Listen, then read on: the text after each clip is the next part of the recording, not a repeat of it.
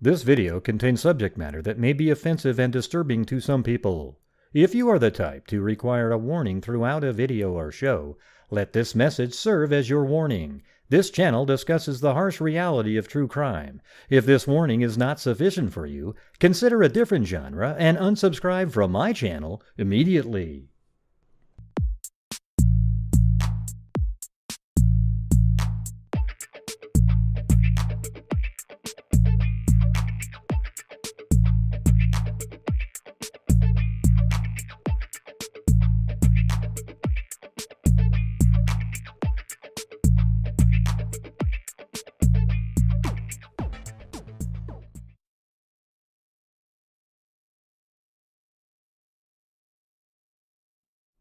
Just kidding.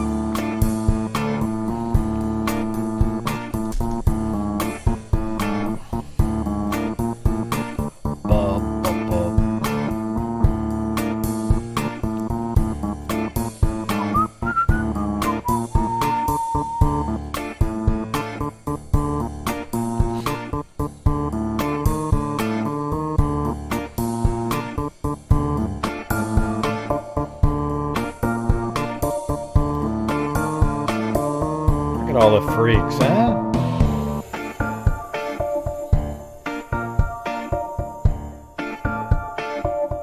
Looks like most of the hellos are in.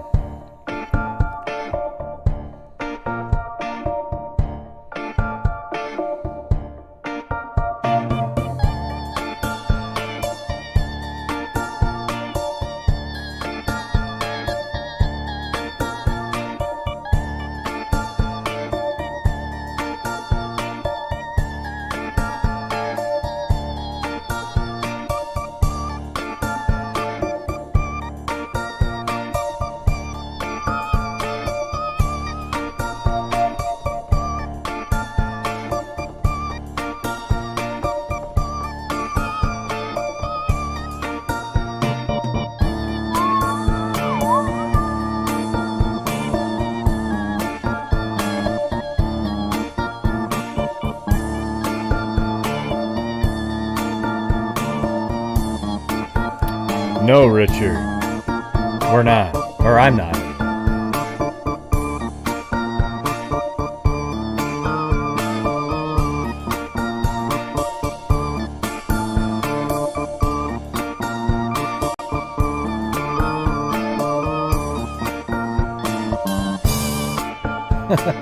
Yeah, he does have a lot of places to go golf, that's for sure. But that's why it was cool that he wanted to be president. He had nothing to gain from it. Not like Biden, who's enriched himself by being in office. Yeah, Trump didn't take a salary, and he has nothing to gain for being president. Okay? All right. That's where the difference is.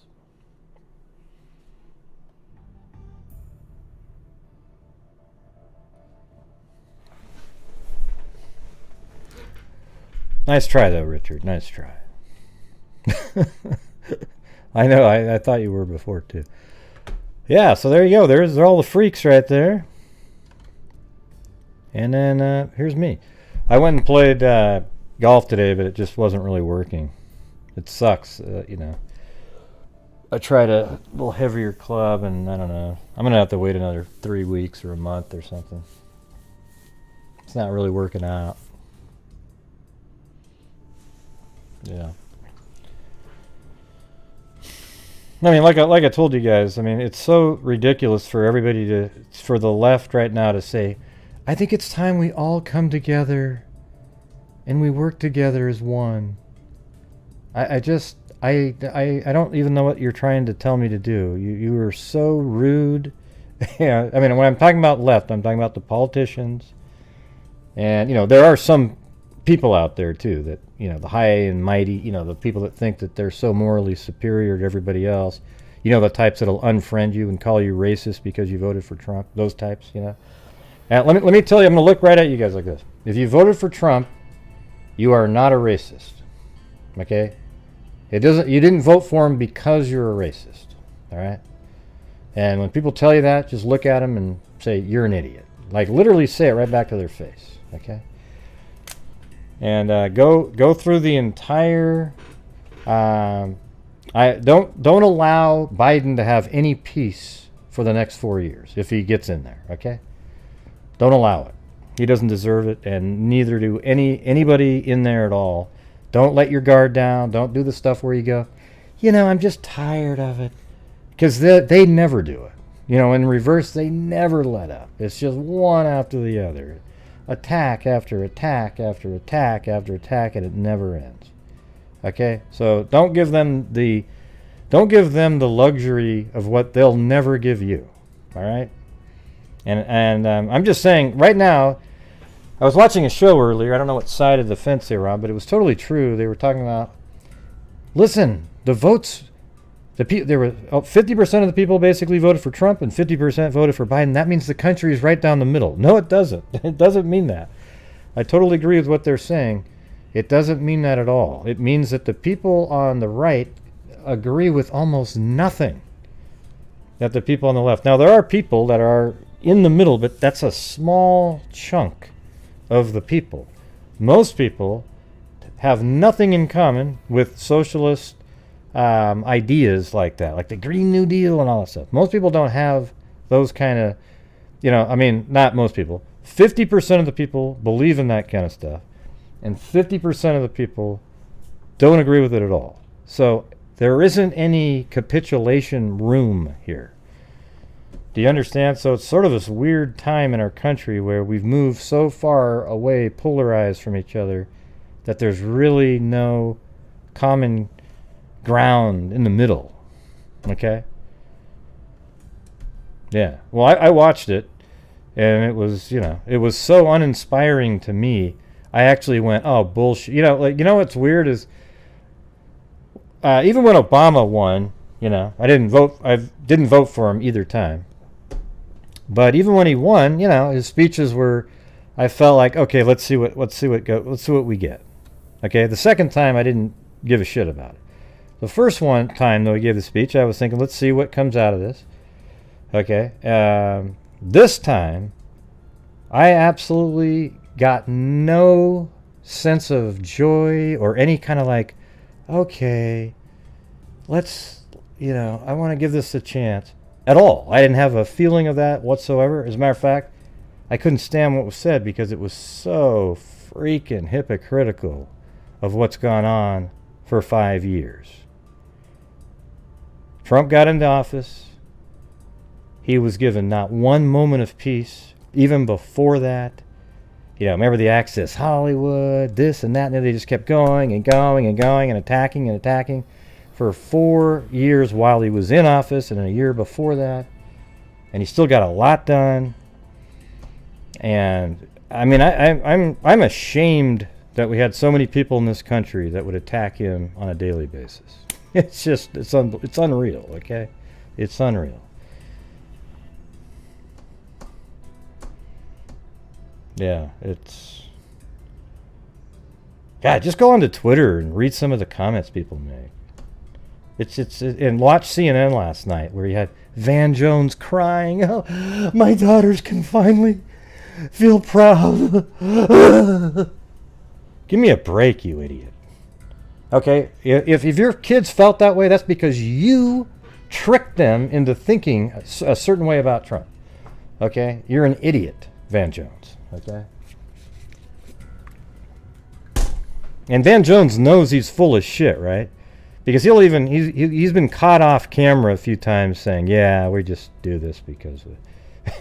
God, what a loser! God.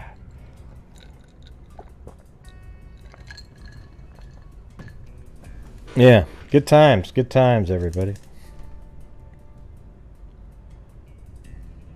Yeah. Yeah, and well, like I brought up last night, Trump had a bunch of rallies, right? Yeah, 40,000 people here, 20 there, 50. And they were amazing. Absolutely enthusiastic people all around the areas wherever he went, he had huge crowds. And every night on the news, they'd say, "Oh my God, that's so irresponsible. He's killing people. He doesn't care about their lives." Well, keep in mind, it's everybody's right to do whatever they want. Everybody knows there's a danger with the coronavirus. Everybody knows. They know wearing masks is good. So they would go to these rallies wearing... like 80% of them would be wearing masks, maybe 90%, right? So, but they were there. And then last night, after Biden was, anointed the winner by the media, which has nothing to do with anything, everybody was in the streets, thousands and thousands of people piled in like sardines. A lot of them were wearing masks, but where was the condemnation from the media?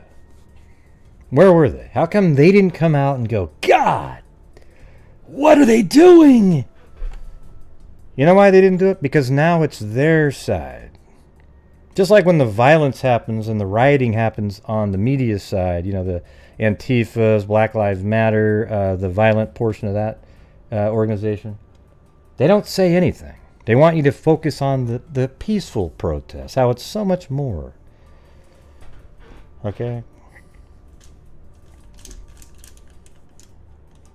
I think hypocrisy is probably one of the worst things that you could ever be, and that's all there is now. And there is hypocrisy on the Republican side too, on certain things, right? I didn't watch Greg Gutfeld. It's interesting when a lot of things that I think Greg Gutfeld says, sometimes. So there can be hypocrisy. Like the whole Supreme Court thing. The Republicans were hypocritical, right? They did say, "Hey, being this close to the election, we don't think we should do it." Okay, but then when it was their chance with the president and the Senate in control, they put through the candidate. But the left is hypocrisy. They're full of hypocrisy in the same situation because for sure they would have done the same thing. They tried to nominate somebody, Garland, and they just didn't make it through because they didn't control the Senate. So there's just a lot of hypocrisy that goes on. But I think the major hypocrisy that you see right now is the media, which is controlled by the left, or they are all left, and they support the Democratic Party all the time. Now, Fox News had always been sort of this one little buffer in there. At least they were kind of middle of the road and right-leaning. You have a couple right-wingers like Hannity and these kind of, but most of the people in there are just kind of fair-minded. Like they put Democrats on as guests, they put Republicans on, but they're even sort of shifting over now. So it's a scary time. I think there needs to be a conservative media outlet that's all it is, to counteract the absolute bullshit that you see on CNN and MSNBC. No, Greg Gutfeld is a genius, okay? He is absolutely clear-minded, I bet you if you argued, he would win every single debate against any liberal that you could ever put up against him. He would absolutely blow them out of the water. And he's great at pointing out the hypocrisy part. So, anyways. All right. So, I mean, I have hopes for our country, but what's going on right now is there's nothing to hope for in what just happened. Okay? It's horrible.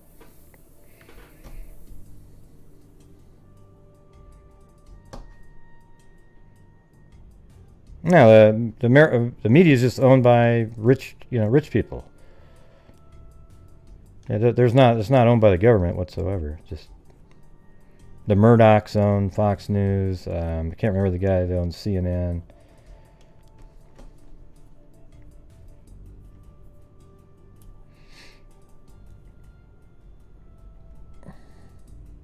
Yeah, he did leave great.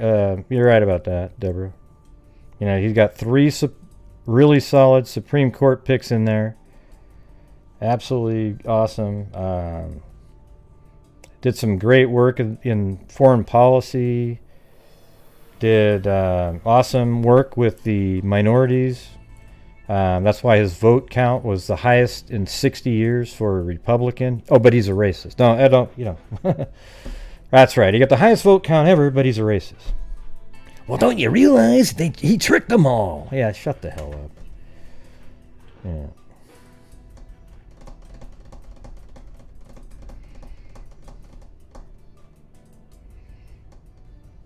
Yeah. But anyways, it's just a really frustrating time. It's frustrating. The part that really frustrates me the most is that he was never given a chance.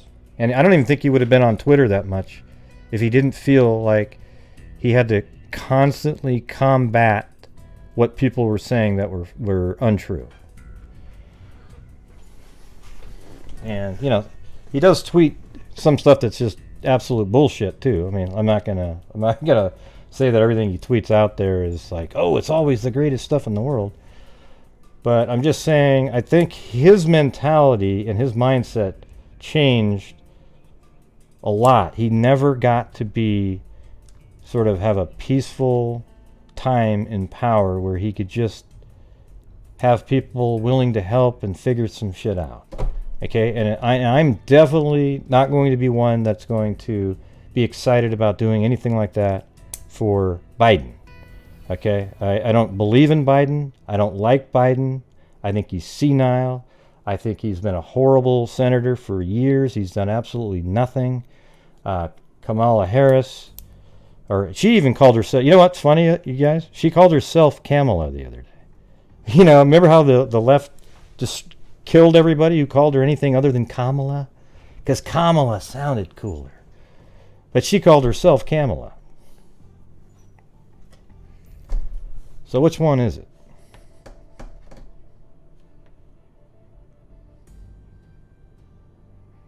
Yeah.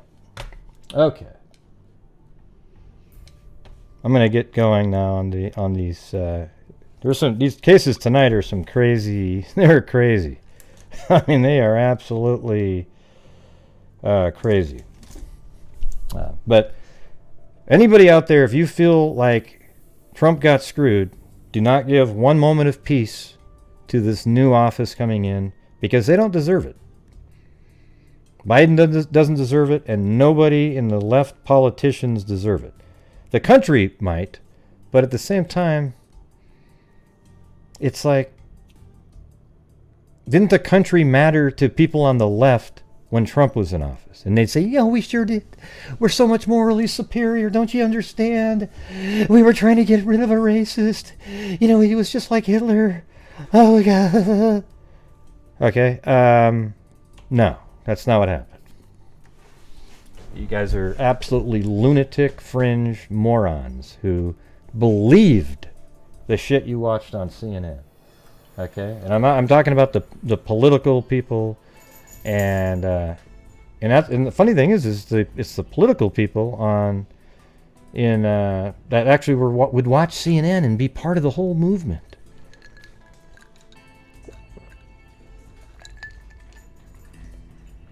Yeah, I think we should have the way to fix some stuff would be to do term limits, and you can't put pork on any bills. So you come in office, there's a bill You don't get to add in, well, we also need, listen, Joe. If you put $20 million for a new snail farm in my home state, I'll vote for it. Okay, great. We'll put that on there too. So you have a bill about, hey, I want to have a bill for to send $500 to every person in the United States for a week so they can stay at home and wear masks. And okay, great. Yeah, I'll vote for it too. But what I need is $75 million in my state for research on diapers and their efficacy. And then another person, yeah, okay, then I'll vote. And then another guy goes ding, ding, ding. And by the time it's done, you have a bill that's 10 times larger, full of absolute crap that has nothing to do with it. Right? Hey, Zozo. Sorry I had to, I didn't talk about any of the cases while you're here. Yeah.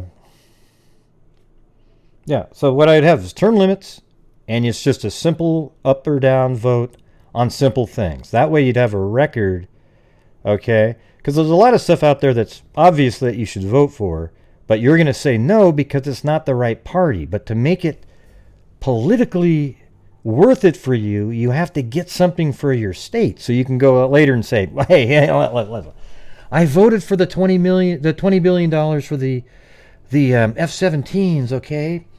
But listen, you guys, I got us $47 million for the blah, blah, blah, blah, blah. You see? Get rid of that crap. Let's just have them vote against the funding for the military or something. Or any of the other bills that are out there. You guys know what I'm saying, right? No, I didn't hear what's going on in Georgia. I know that I don't know if the votes got closer. Let me go look.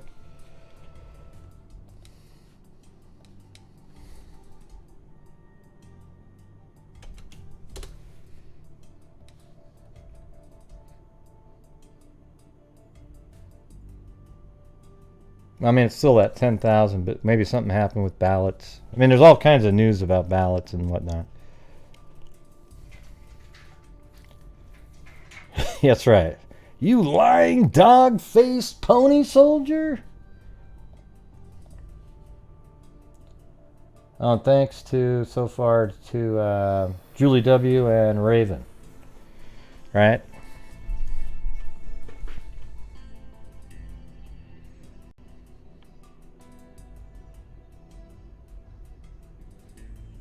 God, Pelosi should have retired 10 years ago. I doubt it, though. She's God, what a monumental embarrassment she's been. And it's weird because they keep voting her in. You know what I think it is with Pelosi? Is she probably digs up dirt on all the other people and she lets them know, listen, you're going to vote for me or I'm going to tell them about the 3 girls you brought home last week. Okay, hey, I love Pelosi. You know, that's what I think. Because how can you actually look at Pelosi and go and listen to her? I'm not just saying look at her. Look and listen to her and go, she's great. She's a talented politician.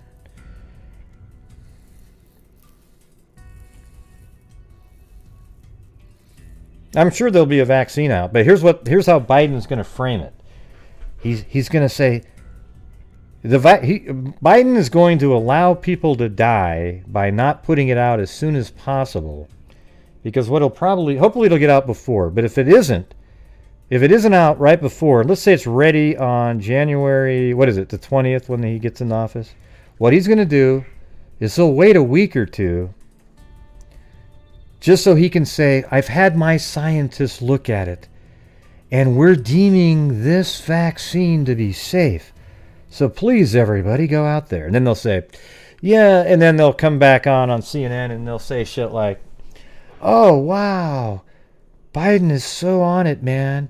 He made sure that the vaccine that's out there is safe for all of you. Good job. And they'll try to give him all the credit for it. You know that's going to happen. That's what sucks about politics.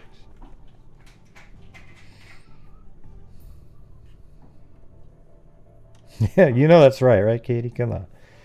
100%. He'll take all the credit for it. And look at that. They were even setting it up like Trump destroyed the economy. Well, you know what? The economy right now. And so what's going to happen is some of the policies that Trump has in there, Biden is hoping to God the Senate doesn't get taken over in Georgia, because then he'll be forced to keep in some of the policies that Trump has in there, ones that he can't overwrite with just a pen, an executive order, and the economy will flourish and come back. And then he'll be able to claim that it was his administration that brought us back. Well, where he has absolutely nothing to do with it. The economy's been doing incredibly well for a pandemic. It's insane, right?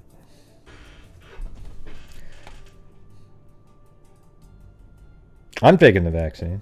Jeez. As soon as they say that vaccine's good, boom, take it. Yeah. That means it's okay to take. I agree with that one, Kim. I think in some ways he could start his own something out. Oh my God, he is the enthusiasm gap between Biden and Trump was mind-boggling. When Biden would do live shows on the internet, he'd have 60 to maybe 400 people watching. When Trump did his live shows, you go to Right Side Broadcasting, there'd be 160,000 watching on YouTube, 100,000 on Fox News or 50,000 on Fox News, and a few other channels, and it'd be 50,000 at the event. Nobody even gave a shit what Biden was saying. What they did was they just hated Trump so much that they pretend that they are excited about Biden. And look how he ran out last night. Little codger run out there. Yo, yeah. Woo. Yeah. Yeah, maybe. Hope so. Got to win the Georgia seats, though. They're going to put everything into that. The Senate will. You know that, right?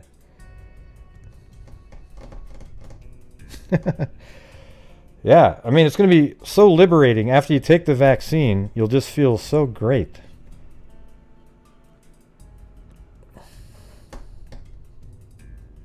Okay. You guys ready to get onto the actual craziness on these wild cases here?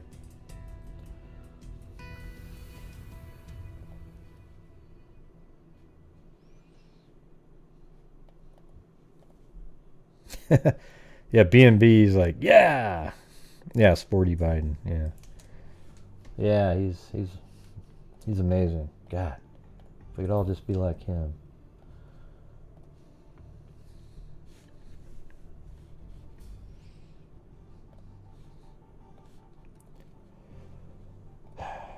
I know. I always get grilled. Gray, I couldn't kill me for the politics. Well, you know what? I'm just going to say what I'm feeling, and I want people to realize what you're looking at. And if you don't, that's great too.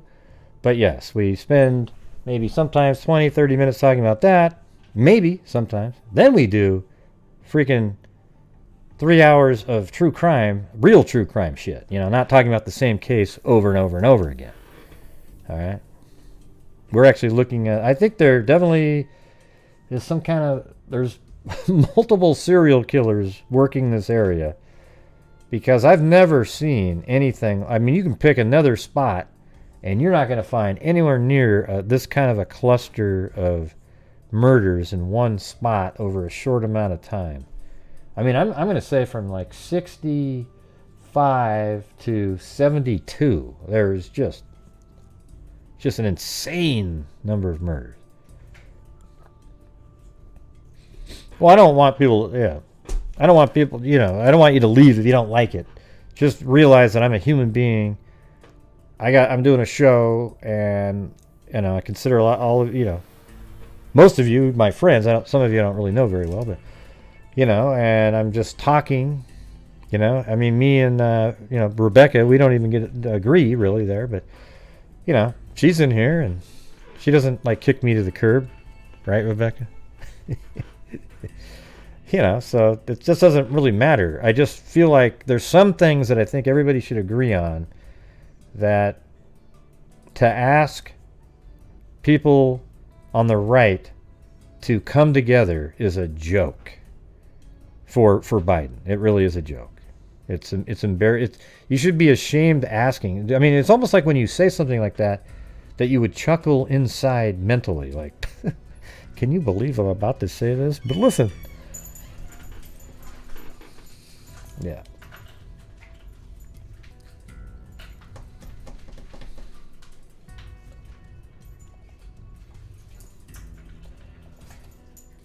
Okay, here's the first one here we're going to be talking about. I guess that's the same. Wait, hold on. Is that... Yeah, this one right here. Donna Albright. She's only 13 years old. This is 1970, June 15th. 1970. I mean, some of these ones get really crazy. All right.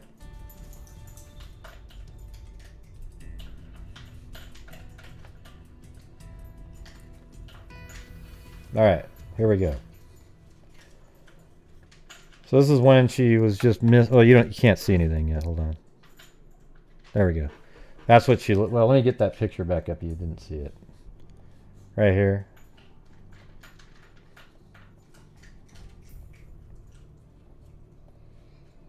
And there's another picture of her. Not sure what that hat is. Maybe that was one of those hats that like Kennedy would wear, you know. So this is 1970. Donna Albright, 13 years old. Okay. The parents of a 13-year-old Hasbrook Heights girl who disappeared last Monday night are asking the public to help them find her. Police, who theorize she may have left home voluntarily, have not made any public announcements of the case. Donna Albright is described by her parents as 5'2" and weighing 100 pounds. She has short blonde hair. She left the Hasbrook Heights Library with another girl at 10 p.m. Monday. So she was at a library. I have this all mapped out. So she was at a library with a girl until 10 p.m. The two teenagers parted at LaSalle Street and Boulevard, but Donna did not return home at 306 Lawrence Avenue. Okay, so here we go.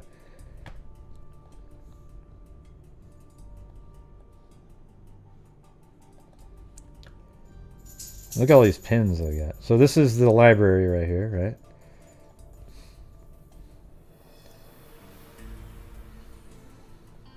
right? I guess it didn't want to kick in. There we go. Yeah, so it's that library, and then they both started walking together this way, like this.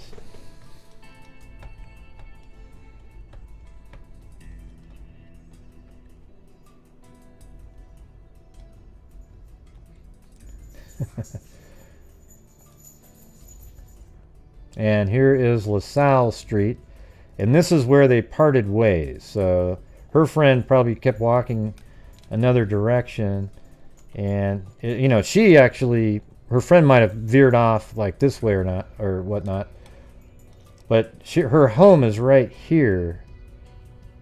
So I don't know if she turned here, went like this, you know, who the hell knows what happened, but somehow they separated at this point. So maybe one of them lived more like over in this area, so they walk here and then she goes this way, and then, but somehow she disappears between here and there. It's not even very far at all. It's only a quarter of a mile, but maybe 0.4 miles walking, because you have to make these 90-degree turns. It's not a straight line. I wonder, let me check something out. I always do estimates on stuff like that. I think, wouldn't it mathematically almost be that it would be the same as going from here to here to, you know, like that in distance. So I bet you it's more like almost 0.4 miles. So you go to there, that's 0.34, and then right there, look at that. 0.4 right on the dot right there. That's funny. Okay, so it's a 0.4 mile walk to get to the house. Yes, and don't forget, everybody, we are still raising funds for the end of the month. I know I was talking about politics and whatnot, but if you enjoy the channel, consider supporting me through PayPal or Super Chats or anything like that, because at the end of the month, as I always say, we donate a large chunk of it to charities related to the crime world. You know, the Texas Equisearch, the National Center for Missing and Exploited Children, RAIN, Violence Against Women. They just sent me an email. And then Innocence Project, the DNA Dope Project. And then we've done the Kyron Horman Foundation during the Allyson Watterson search. So there you go. So when you send in a donation, it helps support my channel. And you know that a part of it, a large portion of it, goes to actually helping charities out. So that's the difference between my channel and a lot of the other ones, where it's just all supports them. I'm not saying that's bad, because some of them, that's their only job. I work a lot of hours. I have another job where I run a lot of reports and everything, and then I have this, you know, I don't know if you call it a job. It's sort of a passion of mine. You know, I do probably 4 hours of research for it every single day, then a 3-hour freaking show. Okay, so that's, you know, I feel like I need to be, I don't know what you call it, like there's compensation just for being, you know, putting that much effort into something. But at the same time, because it's the second source of income, I'm able to take a large chunk of it and give it to charity. And the rest of it I use for equipment upgrades, and got a couple new lights up here. Got one over there. I'm thinking of ordering another one because it's pretty cool. I haven't used it yet, but you can actually turn on the orange lights. It makes it kind of an orange tint.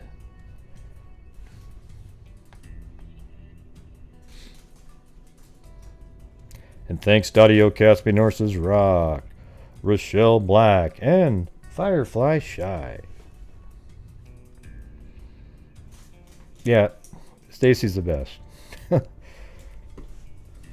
I bet you nobody's ever said. No, Gosh, Stacy, you're so mean. I bet nobody's ever said that. Well, maybe if you ever spanked your kid or something. But other than that, I can't imagine that.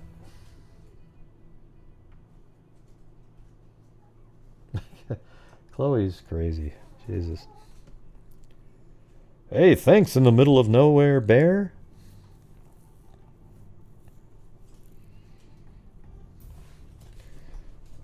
Yeah.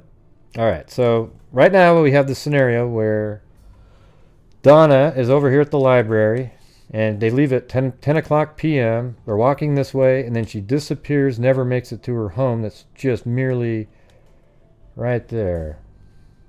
Let's see what that looks like. Hey, thanks, Stephanie McCoy. So a pretty nice little home there. It's probably the same one. Looks kind of an older style.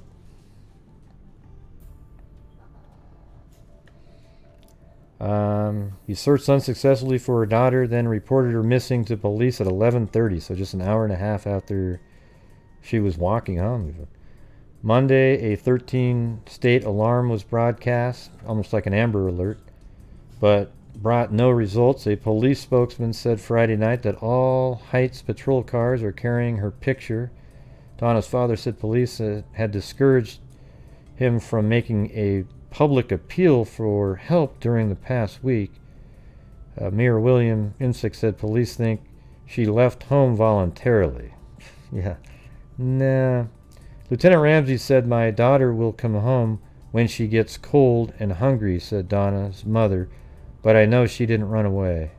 Donna Albright was graduated from Corpus Christi Elementary School on Friday night before her disappearance. Although she received $50 in cash as graduation gifts, she had only a quarter with her when she was last seen. The fact that graduation money was left behind, Albright believes, is further proof that his daughter is not just another runaway. Something is wrong here. It just doesn't make sense.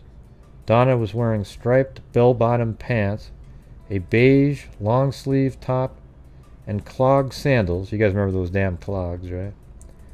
Her parents have urged anyone having knowledge of their daughter to contact the Hasbrook Heights police immediately.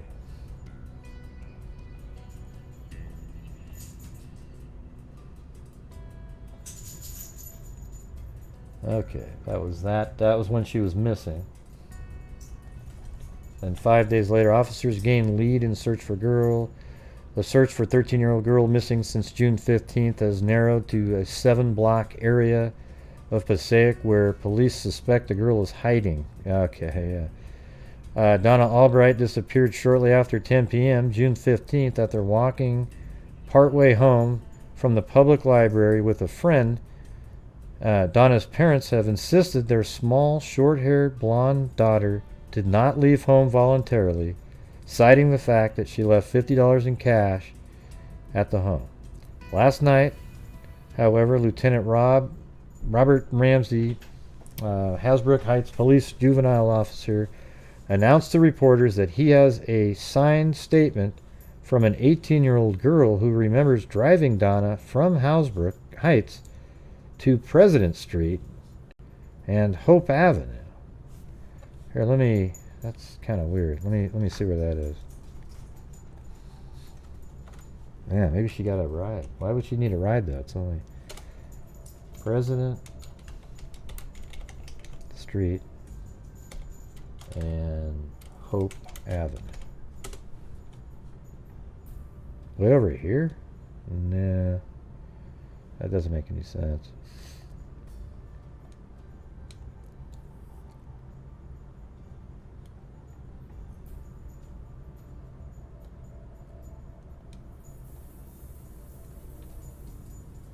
Well, actually, let me just put a pin there and see if that makes any sense later. I don't know.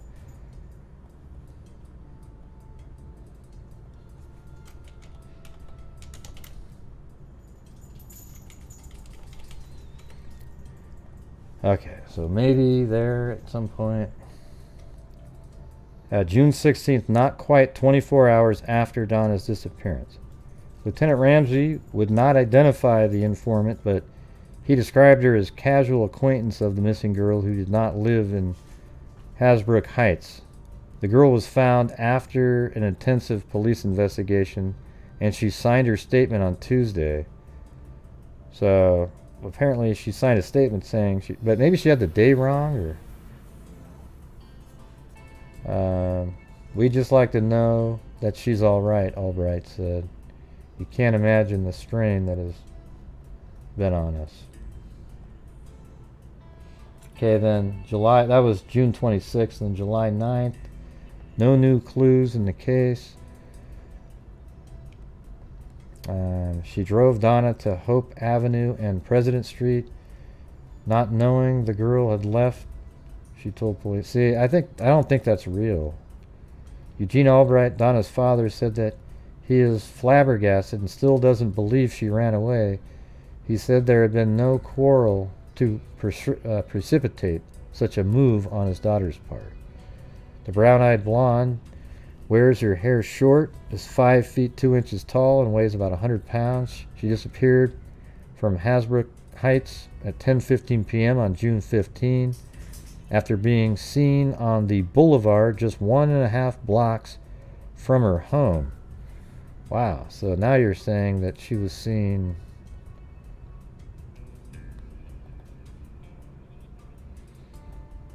so that's there, and then that's her home. So what they're saying now almost is that she made it all the way to this area, because that's 1.5 blocks to get to her home. So, well, let's put a little pin there.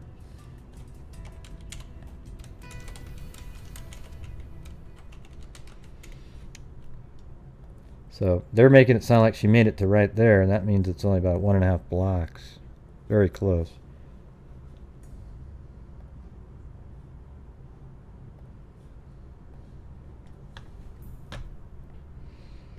Police have asked that Donna contact a friend if she is afraid to call home. Okay. And these people, they think they're just so on it, you know. So then we got another one, September. Father presses search for girl gone 10 weeks now. Eugene Albright, 306 Lawrence Avenue, is still looking for his daughter, Donna, 13, who vanished 10 weeks ago after parting company with 2 chums. Yeah, chums. I mean, I know that was a word, but... Police seem to have no clues, said the distraught father. I have looked everywhere myself, gone from door to door in the neighborhood in hopes that someone may have heard something. Albright also told of personal trips to New York City and talks with the New York police. I went to the East Village and West Village looking.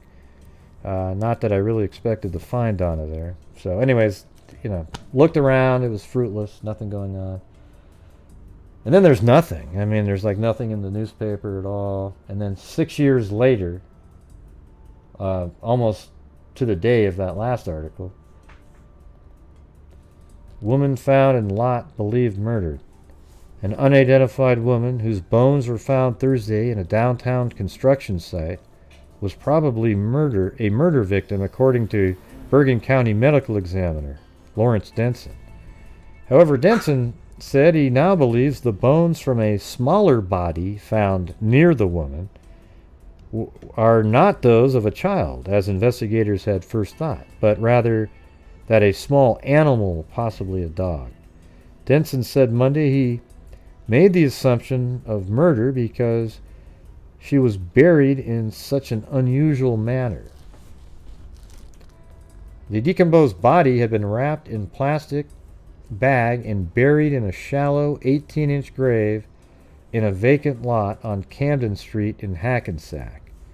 It was discovered by a backhoe operator who was excavating the site for construction of a city parking lot.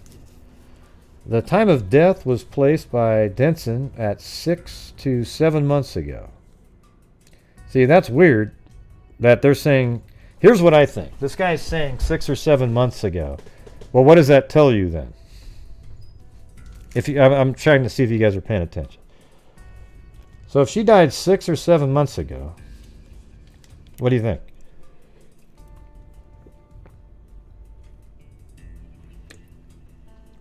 It's a test.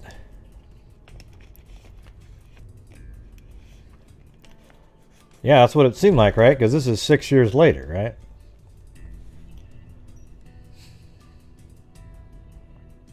Yeah.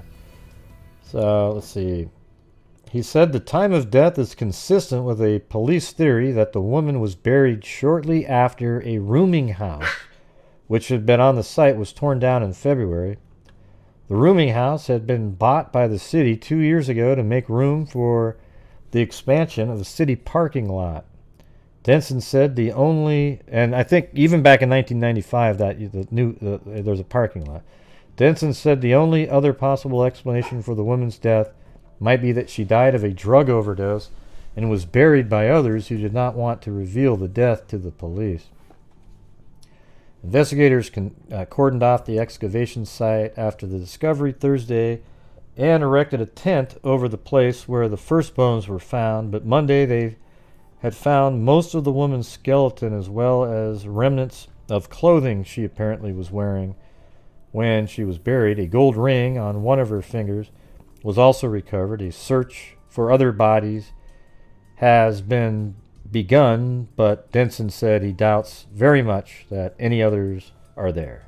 There is absolutely no evidence of anything else, he said. It will be a long, tedious procedure to identify this victim. And then that was September 14th. Then October 19th, body is identified as the missing girl.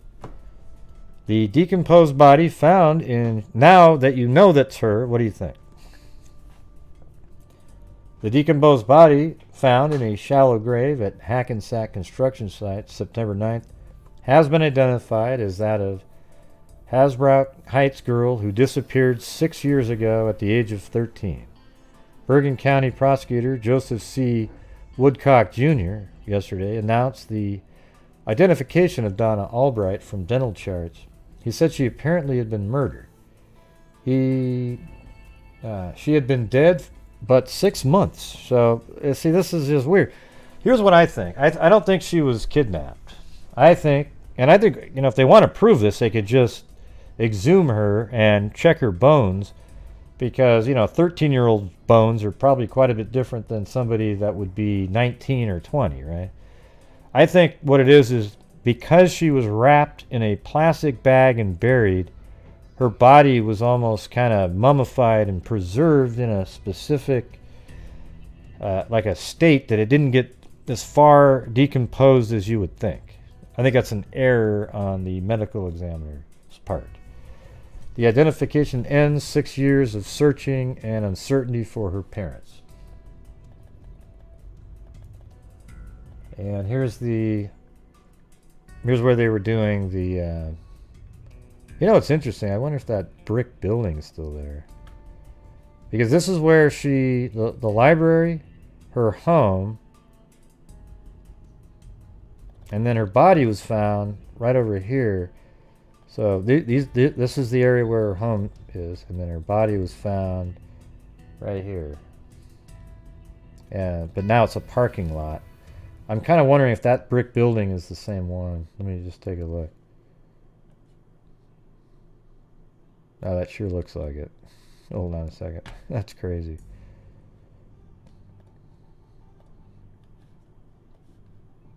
Now look at that. Look at that insanity right there. That is the site. And you know how you can look at the bricks right there. There's 3, that little right there, and then boom, right there. 1, 2, 3 dark ones and a white right there. Ding, ding. Isn't that insane? Oh man, I love that shit. So that's still there. So now you're looking right where he was digging. That means it's across the street, right in that parking lot. Let me just make sure. Let me look at a couple other. Yeah, I mean, look at even right there. Right there, right there. That little part right here. Boom, boom, boom. So we're really just like right across the street from that. You turn around. So basically right where that kid is, that person is, right next to this grate. So let me move my pin to closer to where that little grate is. And then we'll call that the spot. That's weird, huh? It is.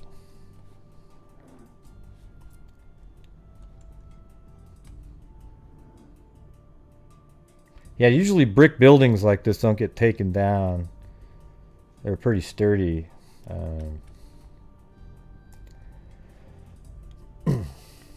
I didn't even notice that when I was first looking at it.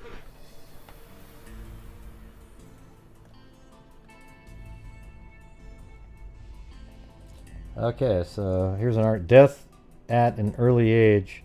Every night for more than 6 years, Eugene Albright kept the basement door of his Housebrook Heights home unlocked with the hope that his daughter Donna would return. And every day for nearly as long as a photograph of the girl who disappeared the night of June 15, 1970 was pinned to the sun visor of the car of Captain Robert Ramsey, the borough's juvenile officer. Ramsey was hoping to catch a glimpse of Donna, who was 13 years old when last seen. For both men, the memory of Donna and... Yeah, don't try to put Captain Ramsey in there. He's the one that thought she ran away, Last September 9th, more than 6 years after and 3 months since the summer night she disappeared, Donna's dismembered... Now we know that she was dismembered. That's crazy. You almost wonder if it was somebody that worked on that construction crew, because they were just doing it. And they must have known. No, because it was just before that, though. No, it was 6 years before that. So forget what I just said. It was just an empty lot before. I think it was just dirt. It was just dirt 6 years before, so that means that the person just found the spot, dug a 18-inch deep hole, put her in there, and lo and behold, 6 years later, Somebody dug in there, building a parking lot. Last September 9th, more than 6 years and 3 months since the summer night she disappeared, Donna's dismembered body was found buried in a 3-foot deep, so I guess it's 3 feet deep, wow, that's pretty deep, in a Hackensack lot that was once the backyard of a dingy transient's rooming house. The years of searching by Albright and Ramsey had been in vain, according to the medical examiner's report. Donna had been murdered probably within 2 days of her disappearance. See, now they're saying within 2 days. I totally believe that. I think that girl's report, it can't be right. She might remember her from a different day.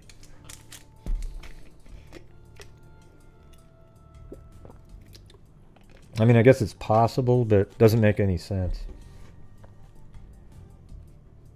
Donna was a good girl who did well in her studies and never had problems with her teachers. She did not return home as expected on June 15th. Mr. Albright reported the matter to the police straight away.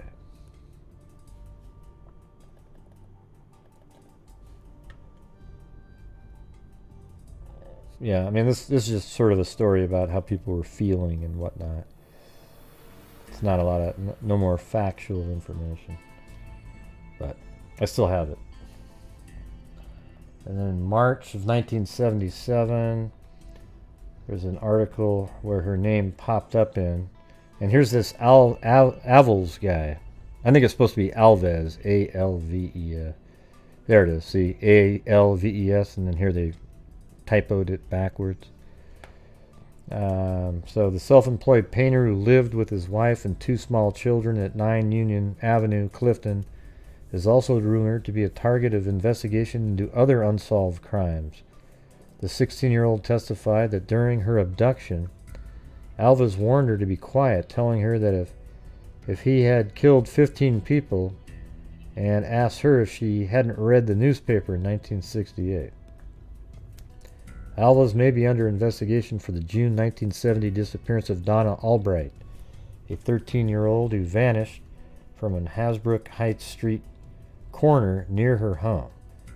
Her body was found last September 9th at Hackensack excavation site. Alves was arrested by Clifton police the same day Miss Albright's body was discovered, which is interesting, but I mean, 6 years apart. Hey, thanks, Victoria Ballard. Yes, you know, just a cup of coffee. That's more like a double, triple espresso or something, right?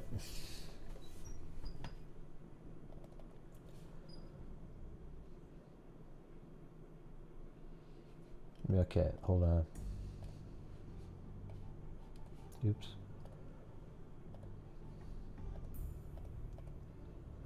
Yeah, and here's that Raymond Alves guy right there.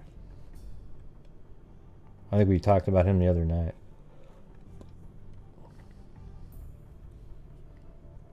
He was convicted of other crime. Let me see if there's more about him. Let's see. Murderer Raymond. Yeah, Raymond Alves. Yeah, so he's a serial rapist right there who failed to. So that's yeah,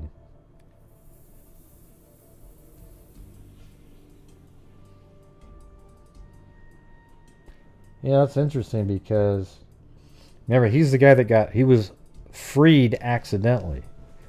Remember that? So he was freed. It looks like in what is this, 2000? Released without advance warning from New Jersey prison earlier this week is the focus of a nationwide manhunt. So he was accidentally released. Yeah, that's the one we were talking about.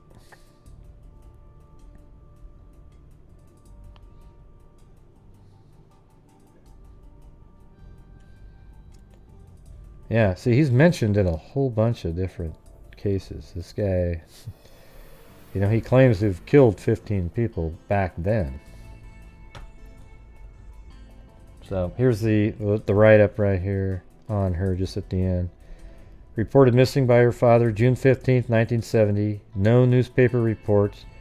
Donna, who had graduated from Corpus Christi Elementary School 3 days prior, had been at the Hasbrook Heights Library earlier that evening with a friend. The two girls left the library at approximately 10 p.m. and walked along the boulevard, stopping briefly in Paulson Drug Store. Well, I guess that's another place. Donna's friend recalled in a later interview that they had observed a cream... See, this is kind of interesting here, because this isn't in those articles that I was looking at, but it says Donna's friend recalled in later interview that they had observed a cream-colored vehicle following them during their walk. The girls parted ways in the area of LaSalle Street, last seen wearing a beige long-sleeved top, striped bell-bottom pants, and clog sandals. She also wearing a thin gold necklace and a gold ring, that's the one that they found, with a purple stone. And I'm sure that's what they asked the parents, and they said that they knew that was her.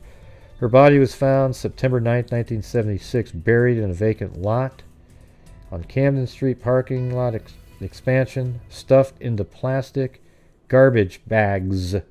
So you wonder, if she was dismembered, were different body parts put in different bags? No cause of death could be determined due to decomposition. Okay. So, anyways, that is that case. Crazy, though, right? Isn't that wild? I mean, all of these sort of have a similar feeling to them. They're just totally random. You know, most of them are like that. There's a couple that aren't like that. So now we're on to Jean Wilson Day. And this one's short. And this one's a little bit sort of an outlier. It's not exactly like all the rest of them, but I kind of wonder when you look at the circumstances if this is the last picture taken of them. I don't know why it just looks like that, because well, you'll see it in a minute. So, to bludgeon to death Dr. Jean Wilson Day 40, Sunday, in her home at 901 Avenue. Slain woman known for civic work. And I'm not sure why it starts off with that letter. Maybe I'm missing a part of it. But Police Chief Harry Eberl said a search will be conducted today in the sparsely developed area of the divorced woman's home for the murder weapon. Miss Day was bludgeoned to death in her small bungalow sometime between 1:30 a.m. and 8 a.m. Sunday, according to Prosecutor Clinton E. Cronin. No suspects were being held as of last night. He said Mrs. Day was an assistant professor of chemistry at nearby Rutgers University. She was divorced from her husband, James W. Day, who has since remarried. So probably doesn't have much animosity unless he was paying a huge child support or something. Police investigating the murder of Dr. Jean Wilson Day, a Rutgers assistant professor of chemistry, have found no signs of forcible entry into her home at 901 Gates Avenue. And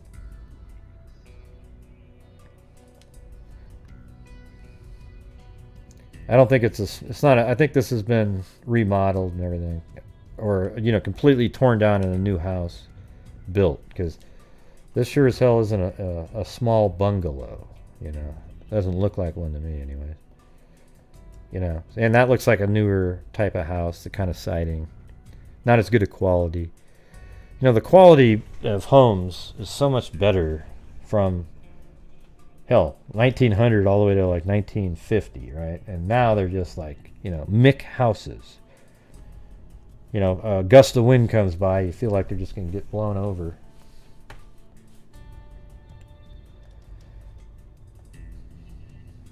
That's not true, Gray. I've got one. Okay, well, maybe I wasn't talking about yours.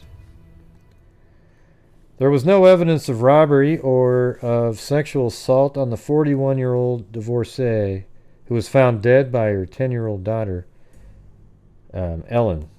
So she was actually the girl that was in that picture is who found her dead. And she was 10, so definitely something that's probably scarred her for life. Now look at this. The two had spent Saturday evening visiting friends in West Patterson, returning to their home at about 1:30 a.m.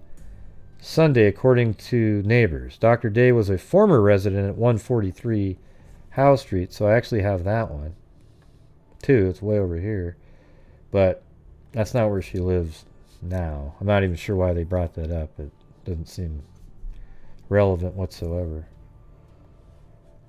Much like when they say John Smith, a welder of ship parts. Like, who gives a shit? Just say John Smith.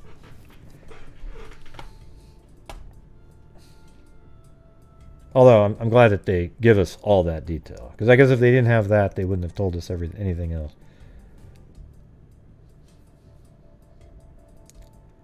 Hey, Richard, you're not really crying, are you?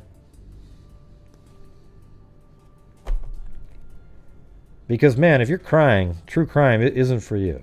This is some tough stuff. But if you're gonna follow it, you got to be a little tougher with it. You know what I mean?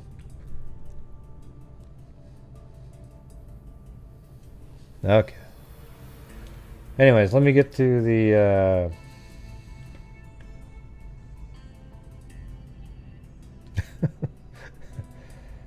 Let me see. They had built a home several years ago. They were separated 2 years ago, and after divorce, James remarried and moved away from the area.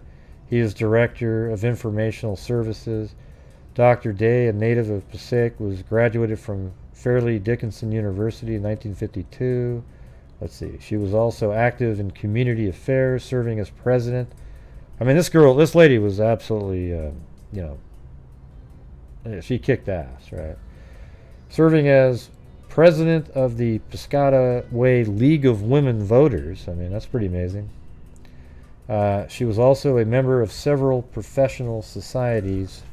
Her colleagues at Rutgers said Dr. Day was popular with the students, taking an interest in activities outside the classroom. She had developed a course on chemistry and the environment, and she taught a course called Molecules and Mankind for students who were not science majors. Okay, and then we've got there's not a lot of news on this one. And then they were just mentioning that a man was held in the slaying of 2 other teens, which aren't one of the ones that we were talking about. He was guilty of these 2, Lynn Gassaro and John Galino. He stabbed them to death. But down here they were just trying to see if there was a link of any kind. And there wasn't. And that's it for that. It's crazy. But look at this picture here. Doesn't it seem like that might be that last one that night? Because look at 1:30 in the morning. You know, maybe right before they went home, they took this picture. She's really tired. Discovered in her bed, bludgeoned to death by her 10-year-old daughter, Ellen, at approximately 9:15 a.m. 2 returned to their home at 1:30 a.m., according to neighbors, after visiting friends in West Patterson. Jean Wilson Day was a Rutgers University assistant professor of chemistry. She was divorced since 2 years prior. Daughter did not hear anything. So it's almost like what it was is somebody came in and just exacted a fatal blow immediately. You know, just literally just bang, and then there was no arguing or, screams or anything like that.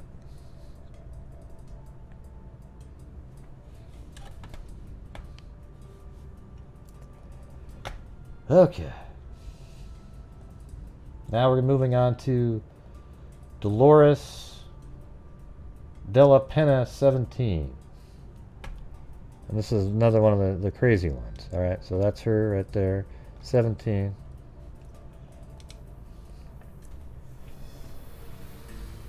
So when she first went missing, there was absolutely no coverage at all. Like, oh, so-and-so is missing. But torso in woods is identified as missing Philadelphia girl. The headless, limbless torso found Saturday. See, now, interestingly, this story has some similarities to the story of Donna Albright now, because now we've got dismemberment going on.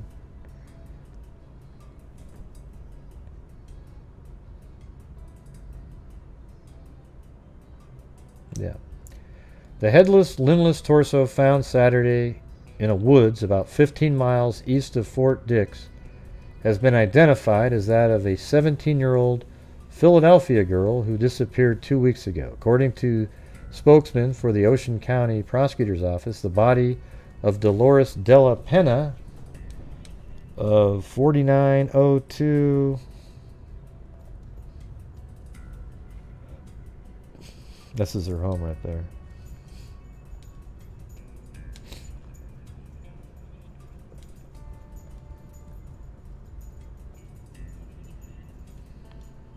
Looks like maybe those are not the same house, like side by side duplex or something.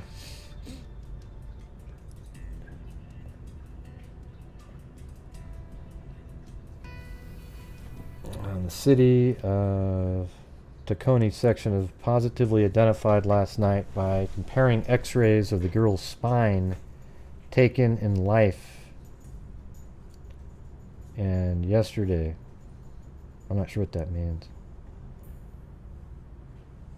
What a weird sentence. Identified last night by comparing x-rays of the girl's spine taken in life and yesterday. Okay, so you took x-rays yesterday and in life. Okay, great. Just say you compared the x-rays, for God's sakes. You know, I mean, everybody just knows in their head. When you explain it, it gets confusing. Miss De La Penna disappeared July 11th while walking home from a trolley stop near her home. Reportedly, Miss De La Penna was last seen alive around 11:30 p.m. by a friend, Carol Nicholas, 17, of Roosevelt Boulevard, Philadelphia.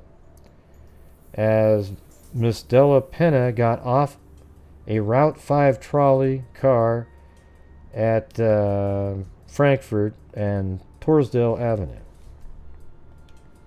Let's see.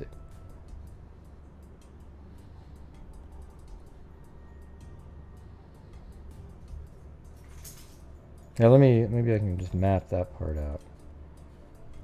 So that was, Penna got off at Route 5 trolley car at Frankfurt and Torresdale Avenue.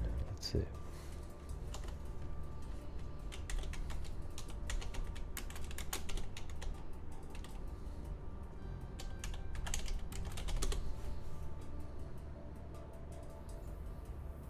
Okay, so right here.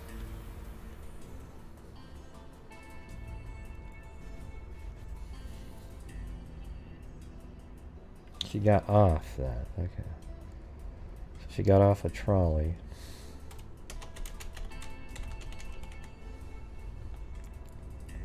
Alright, and Torresdale Avenue is to wait for a Route 56 trolley to take her home.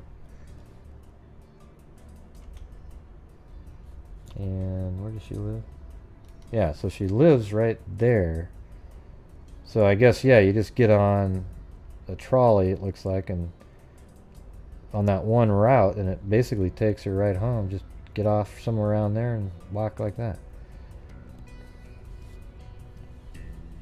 Hey, thanks, Christy B. All right, yep.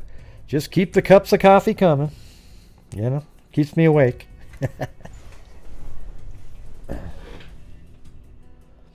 I need to make like a little animation of a cup of coffee or pizza, or, you know, I should have my own images. Like I have a button that says 5, 10, 20, and it goes.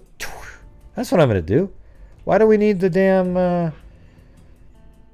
Streamlabs version, right? I'll make my own. I can put the effort in to make our own sort of, you know, like animations for specific donations. It won't be automatic though. I'll have to see it. But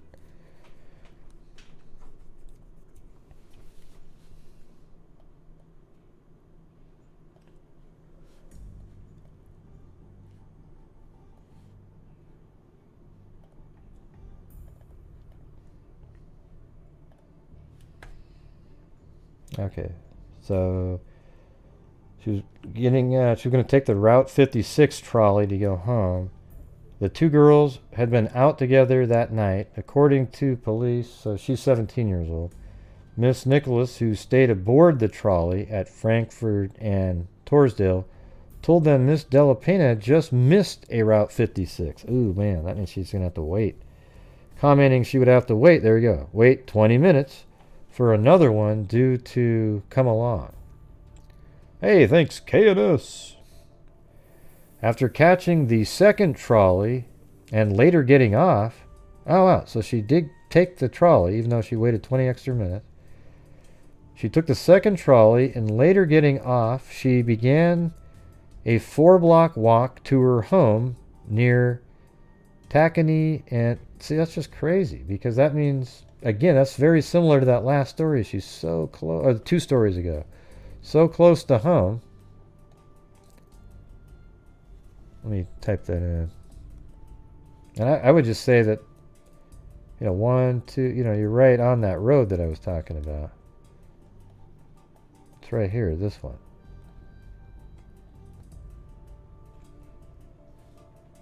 And they're saying it was near Tacony.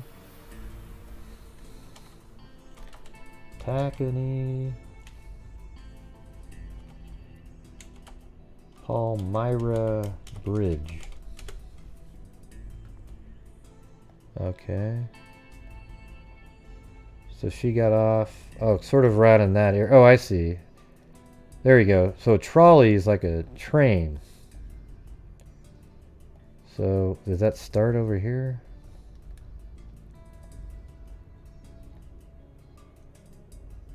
Yeah, I don't know. Maybe it's kind of like over in the... I don't know. But it kind of makes sense if that's what they're talking about. But a lot of trolleys just go down streets with those electrical wires, so I don't know for sure. But I'm... You know, they're saying next to that bridge, so... That kind of makes sense too, because that's 4 blocks, right? 1, 2, 3, 4. And so maybe they're actually talking about in that area. But I'll just say she got off here. Just for the hell of it. Hey, thanks, Patricia M. Wow, that's some donuts. And coffee. Hee-hee. You know, I think my favorite kind of donuts are just the old-fashioned ones. But then the old-fashioned with chocolate on them are my second favorite.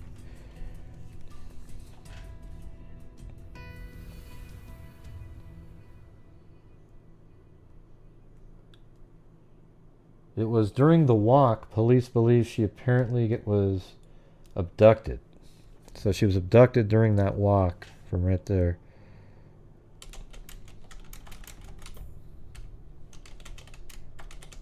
God, and just that little short distance to get home. She almost made it. Almost made it.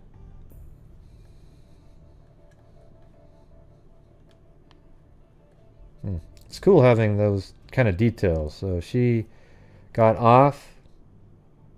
Her and her friend were on the trolley together. She got off, but she knew she had to wait an extra 20 minutes. Her friend kept going. Then she was going to take the 56 trolley, or whatever the trolley was she was going to get on next. It was 20 minutes later, and then it got dropped off near this bridge right here. And then it would be a 4-block walk. She began a 4-block walk to her home near the Tacony Palmyra Bridge. So that's exactly right. You know, like almost like she got off right here. Maybe it was even right there. And she got off and then had to walk the 4 blocks to her home. which is just right there.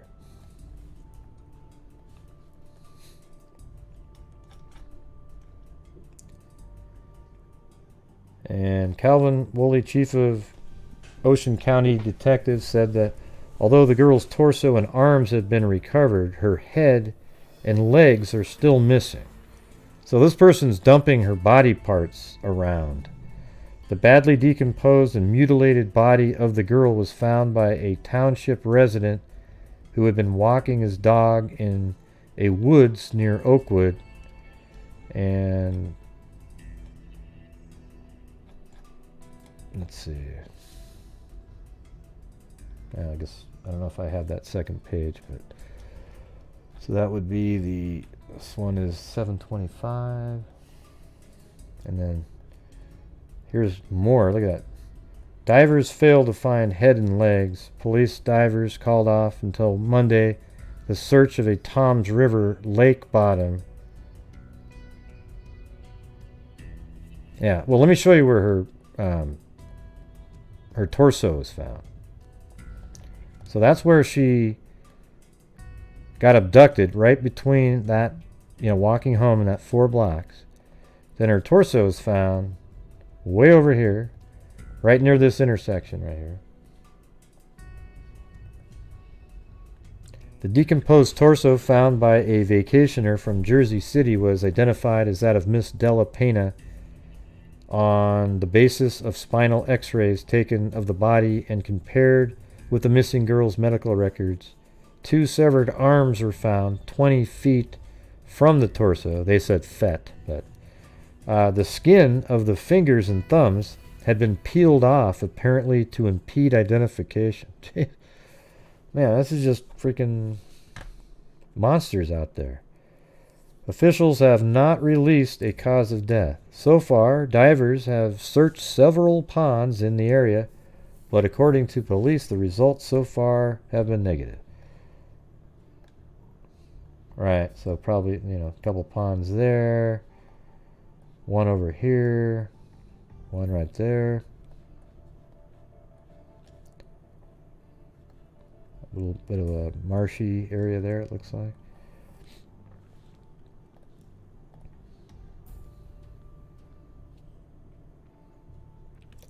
Meanwhile, police in the shore community of Wildwood Crest, where Dolores De La Penna and 3 other girls had rented a cottage for the summer, announced yesterday that their investigation may close since it has produced no clues, leads, or suspects.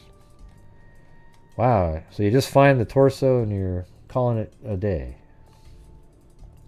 So that was the 29th. Then on the 30th, police find a pair of legs.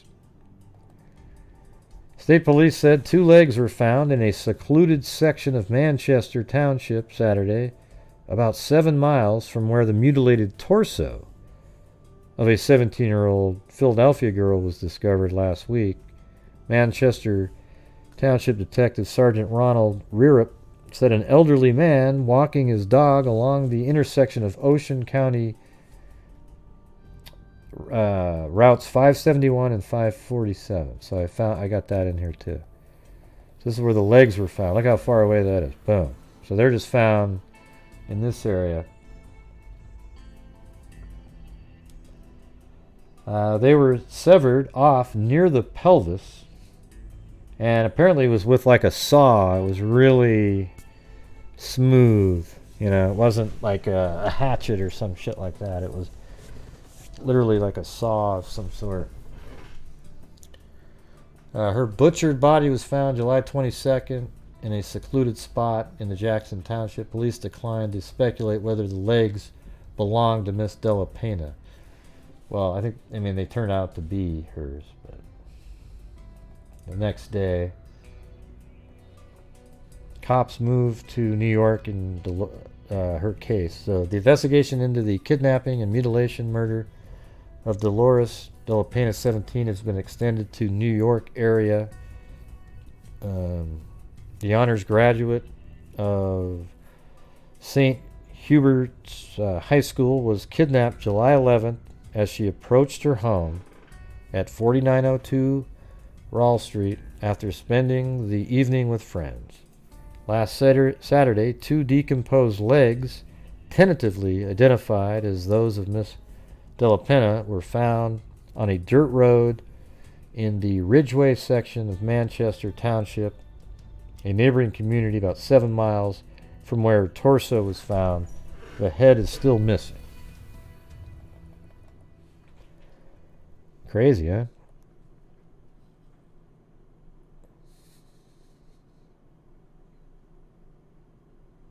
Yeah. Did I mention that the dog brought home the arm? I might have. I don't remember reading it, but it was in the article. Yeah, I wouldn't even want to have my dog if they did that.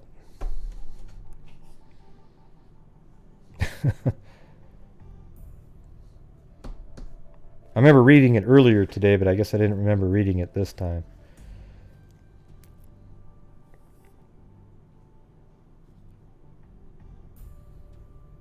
Now, let's see. So this is just the write-up that's in that one website. The link's in the description. Abducted shortly before... let's see. Cause of death undetermined due to dismemberment. Well, maybe that's how she died. Abducted late Tuesday night near her home. Her body was dismembered and decapitated. They've never found her head, by the way. Multiple body part look makes you wonder if the guy kept her head as a souvenir. Abducted shortly before midnight, Tuesday, July 11th, 1972, near her home, Philadelphia. She was walking from a trolley stop 3 blocks away at Torresdale Avenue and North Street. She was wearing jeans and a halter top. The victim's coat, the key to her back door, and 2 crucifixes were found at the location, along with a trail of blood. Witnesses described the victim being dragged away from between a bus stop and her home into a 1965 or 68 maroon Chevrolet. So some witnesses actually saw this happening. By a white male, about 25, 5'8", 160 pounds. Here's that slender thing again. Slender build with brown hair and a chin-length bushy sideburns. We didn't have that before. He was wearing a light-colored short-sleeved shirt, dark trousers. The victim was wearing 4 rings, a star sapphire, a blue stone trim in silver, a ring with a garnet center, and a St. Hubert's Catholic school ring. On July 22nd, her torso and arms were found at Crescent Avenue and Oakwood Drive. July 29th, her legs were found in Manchester Township near Cedar Glen Lakes Retirement Community. Cedar Glen West near the intersection of routes 547 and 571. Both locations were near 571. Well, let's see. Let me see that Cedar Glen. I'm not sure it's not called that anymore, but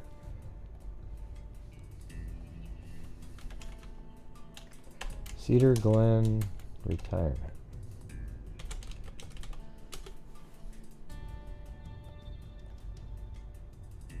Okay. Retirement Community. Is it 2 N's? No. Yeah. So that's Cedar Glen Lake right there. So I don't know. I don't know which which place is the retirement community. Could be any of these. But that's 571 right there, and that's 547, and that's where her legs. Let's see. Her legs found in Manchester Township near Cedar Glen Lakes. And then, okay, body dismemberment was cleanly by a sharp instrument such as a saw or knife, as opposed to being hacked apart by an axe or hatchet. So there you go.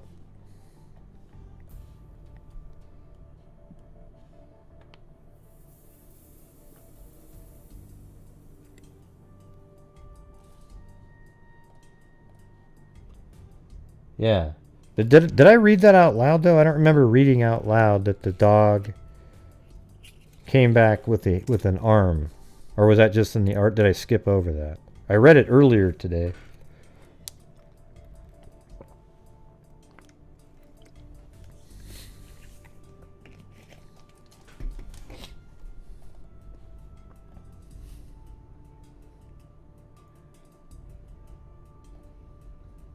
Oh, and thanks, Doris, on PayPal there. And Sarah M. All right. I know, but how did Dottie O know? Did I say it out loud?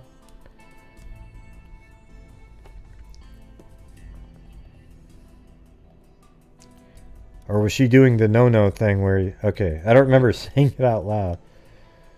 Must have just been like I already read it, so I forgot. Okay, now we're going on to another crazy one. Not that these haven't been crazy as hell. They seem to becoming weirder and weirder. Alright, so here's the next one. Jeanette De Palma, 16.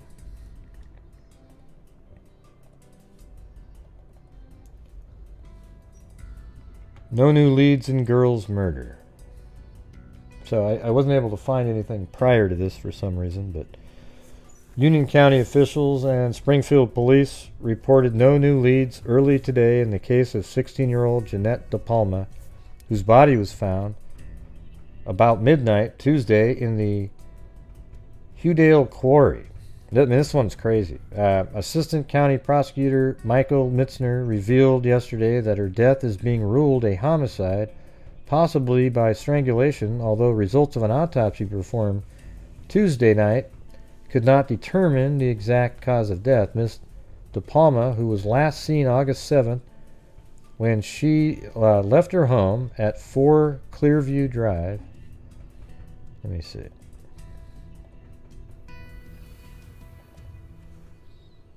Yeah, so let me type that in.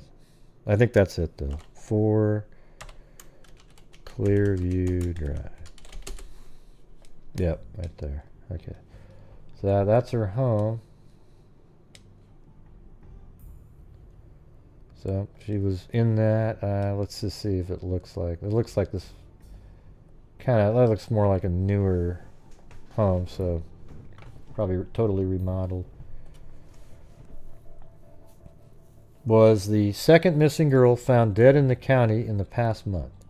On August 28th, the body of 24-year-old Joan Cramer,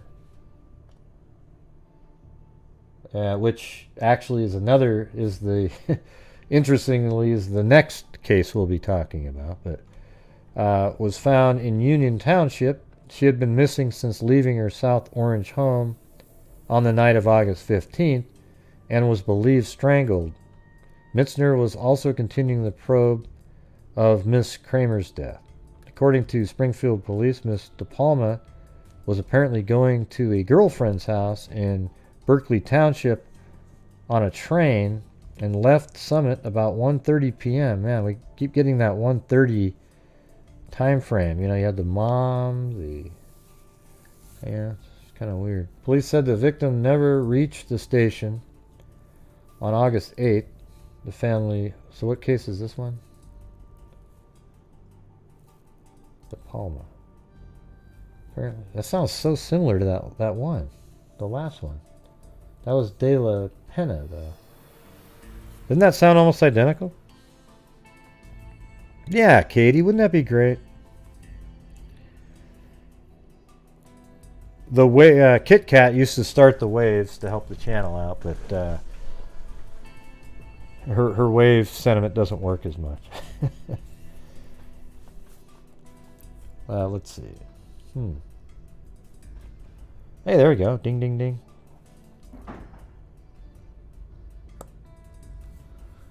Wow, that's kind of weird. So let's see. 1:30, police said the victim never reached the station, and on August 8th, the family asked police to issue... It's so weird how similar that is to the last one.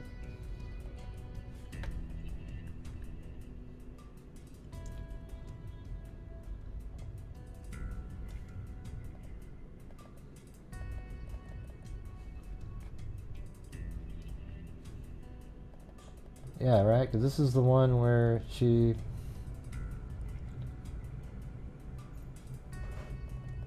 I'm not sure if it's this one or the other one.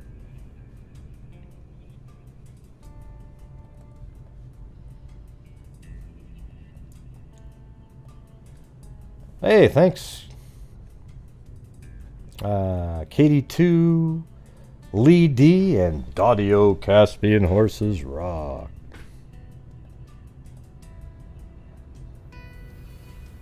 Which case was that where the girl...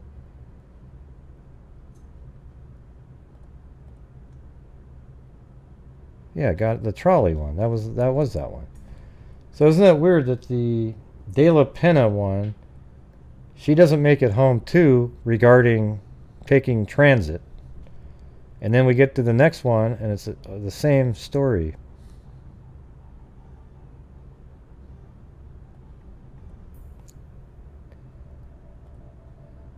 Thanks, Jen H.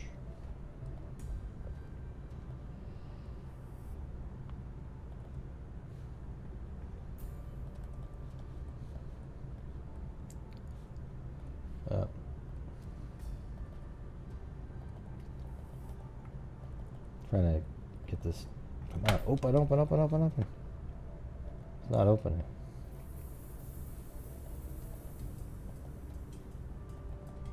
There we go. Assistant County Prosecutor Mike. Okay, Miss De Palma, who was last seen August 7th. Okay, we did that part. According to Springfield Police, Miss De Palma was apparently going to a girlfriend's house in Berkeley Township on a train and left Summit about 1:30 p.m. on August 7th, police said. Well, the other one was 1:30 a.m. though. The victim never reached the station, and on August 8th, the family asked police to issue a missing persons bulletin. Her badly decomposed body was discovered in an area of the Howdale Quarry behind the Wilson Avenue apartments, about 400 yards from Shunpike Road. The discovery ended a 6-hour search triggered when a dog found a part of a human arm. This is the human arm part. I haven't read this part, right? See, I hadn't got to this part yet. See right here. Search triggered when a dog found a part of a human arm. Miss De Palma was fully clothed, police said, but could be identified only with the help of dental records during the autopsy. Yeah, see, Daudio, I don't know where you came up with that one. Funeral services for her will be at McCracken's Funeral Home. Okay.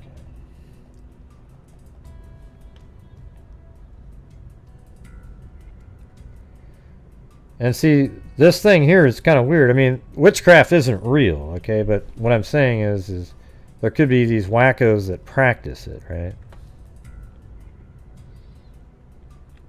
Authorities are investigating the possibility that black witchcraft and Satan worship were involved in the death of 16-year-old Jeanette De Palma, the Daily Journal of Elizabeth reported yesterday. The body of the girl, too badly decomposed to determine the cause of death, was found atop an apparently inaccessible cliff in a quarry in this Union County town last week. According to the Journal, the searchers who found the girl's body said pieces of wood were crossed on the ground over her head. More wood framed the body like a coffin, the paper said. Her parents, Mr. and Mrs. Salvatore De Palma of Springfield, described her as someone who tried to lead others to Jesus. Hey, thanks, Fibrous Lou. She also was involved. Let's see. Yeah, well, remember that we also had other cases where somebody was carrying an arm. But it was weird. I thought, did I read that? Because the next story had the damn thing with the arm. How crazy. She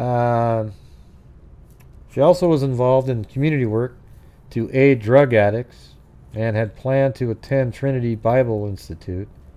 Her body was found September 19th, 6 weeks after she was reported missing. The corpse was found atop the 40-foot cliff after a neighbor's dog brought back an arm. The journal also reported the investigation by the Union County Prosecutor's Office had been widened to include review of the List murders in Westfield, November. What's List murders?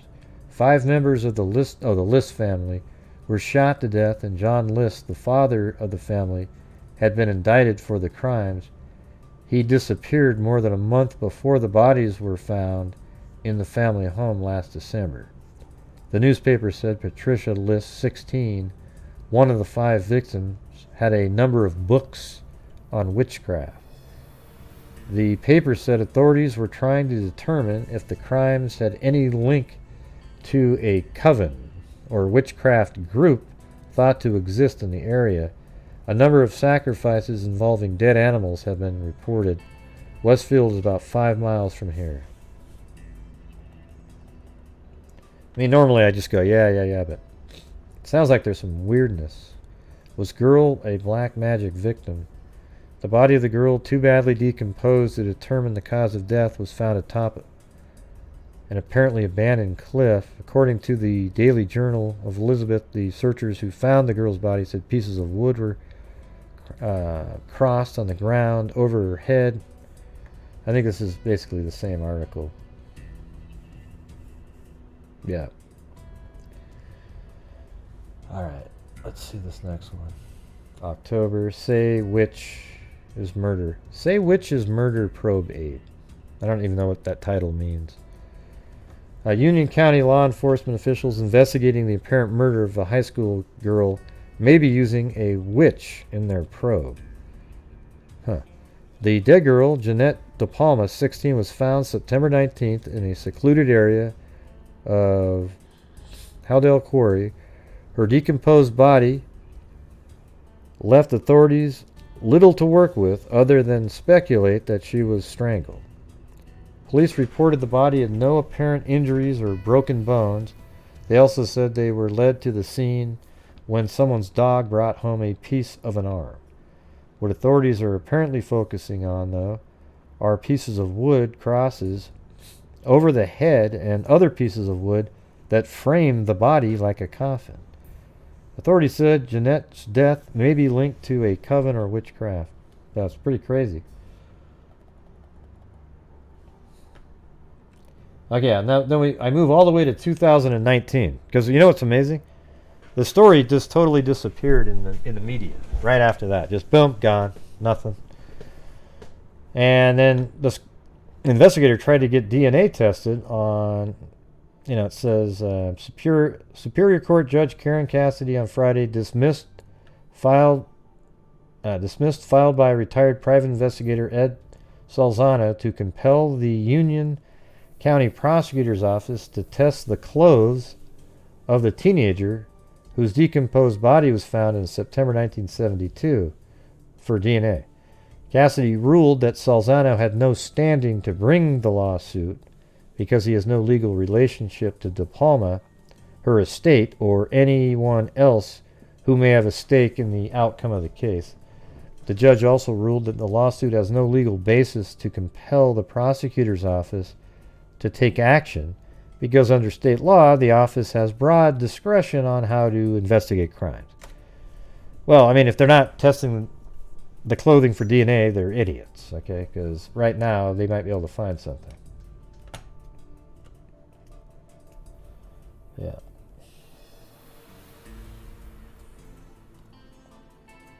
And here's another picture of her right there. And no, that doesn't mean she's pregnant. That's just the shape of the jacket, okay?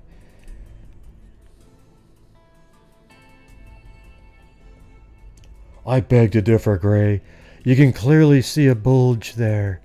You see how it... Oh, jeez. Okay. Yeah. And then here we go. We've got... This is...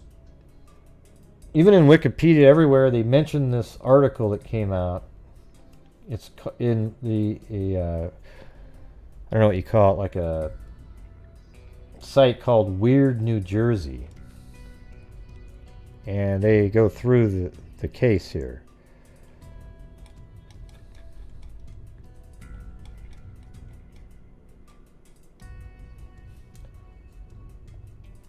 Yeah, it's weird though. I can't find the... Let me see if I can... Is it in that one? Oh, that's right. There was a video that I watched, and I think I actually found the location of where her body was found. Because it was on a cliff, and I was looking around in this park, and I couldn't really see it when it was on this one. It just didn't pop out, but then what I did was I went and found where the trees are like fall time, this one, and then now you can really see stuff.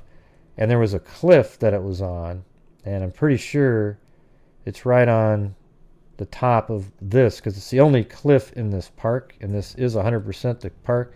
One thing I thought that was kind of interesting is, I don't know what this is. I mean, kind of looked like a runway, but it would be a pretty freaking short runway, you know. But you had, here's where the cliff is, and I think that this is the area where her body was, on top of this cliff around here. And on one of the videos I watched, it looked really similar, the rock walls and everything like that.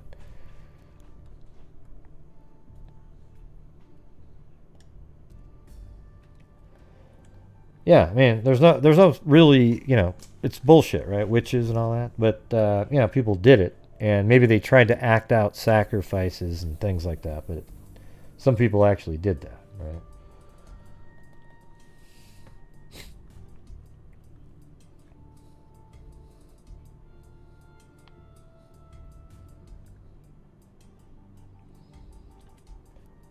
Yeah. Okay, there's... On that front of that magazine, you can kind of see it. See that? There's a book that was written on this one. You see that little cliff with a point? So I think it's like maybe right there. Because it's really the only pot. I think it could be right there, actually. See that? Oh, yeah. You know, I would bet money that that's the spot right there. I just put a general pin next to the cliff. But I would literally bet money that that's the spot right there. If, because look at this right here. See how there's that point right there? And then if you were going to look down on that, that's exactly what that looks like. And there's nothing else on this that has that look. Everything else is straight.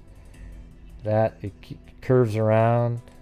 You know, you could maybe make an argument right there, but either way, it's one of these two spots right there. It's the only place.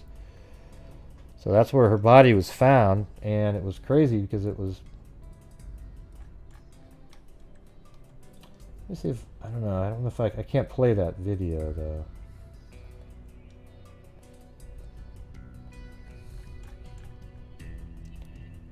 But literally they made a shape of a coffin with wood around her body. And crosses and... Pretty bizarre. Yeah, but it was, what's even more bizarre is they covered the case for like a week and then boom. Never again. 2 weeks and then it was over. Even though it was obviously sensationalistic and... Around 2 weeks after the discovery of De Palma's remains, several newspapers, including the Star-Ledger and New York Daily News, began reporting that she may have been the victim of an occult sacrifice carried out either by Satanists or by local coven of witches who operated inside nearby Watchung Reservation. The coverage was spurred by reports that the body had been found surrounded by strange objects, by theories of the De Palma family evangelical pastor James Tate of the Assemblies of God. Rumors about the case set off a panic in several Union counties. Let me see if she just shows up on here.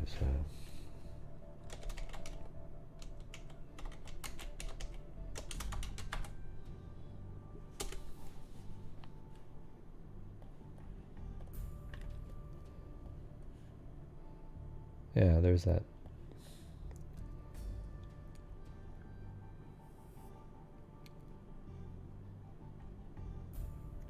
Yeah, it was kind of like, I guess apparently like this right here. De Palma death scene according to newspaper accounts.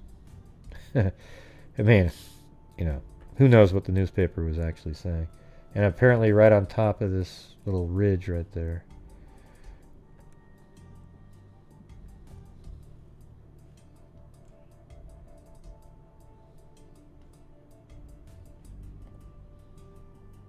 Yeah. That's why I think that is the spot right there.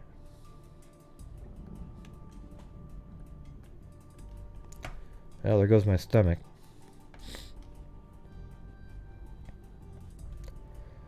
Okay, anyways, I got one more to go here now. One more story. And that's the Joan Kramer case that was mentioned in one of the other ones.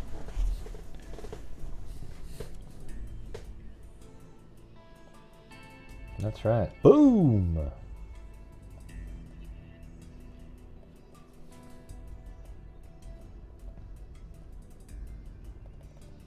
And this is Joan Kramer. We haven't talked about her, right? I don't think so. I couldn't find her.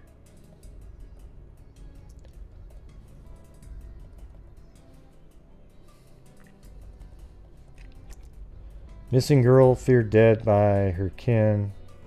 The family of a 24-year-old woman suffering from an incurable blood disease and missing since August 15th believes she was kidnapped and is now dead. The young woman, Joan Kramer, a graduate student at Columbia University, disappeared after a party at her home at 65 Crest Drive. Oh yeah, okay, now I remember reading about this one.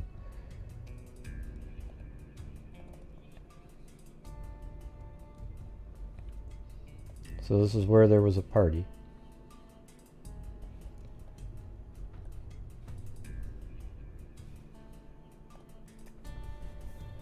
The family told police she allegedly telephoned them later from Newark to say she would return home in a cab. However, she hasn't been seen since. Orrin S. Kramer, brother of the missing woman, said yesterday that the sister left her prescription for needed daily injections of cortisone at home. Unless she had a supply of cortisone, which nobody knew about, he said, we feel that the chances are quite strong that she is not alive.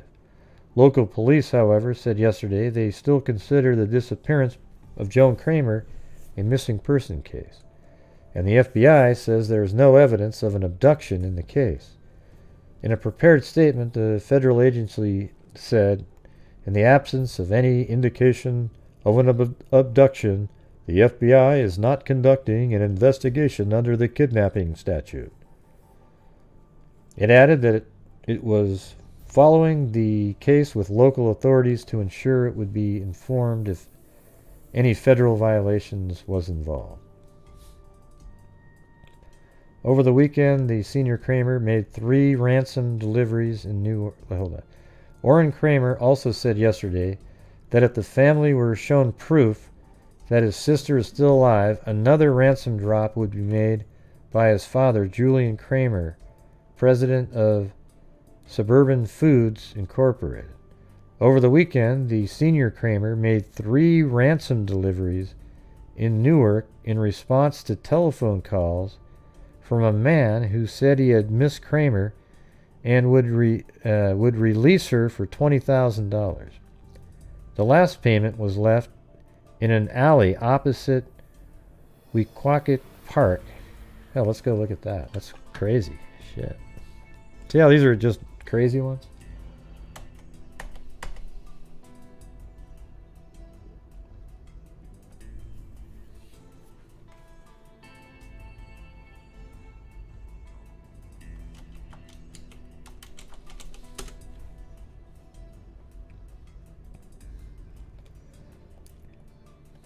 Yeah, well, here's the park.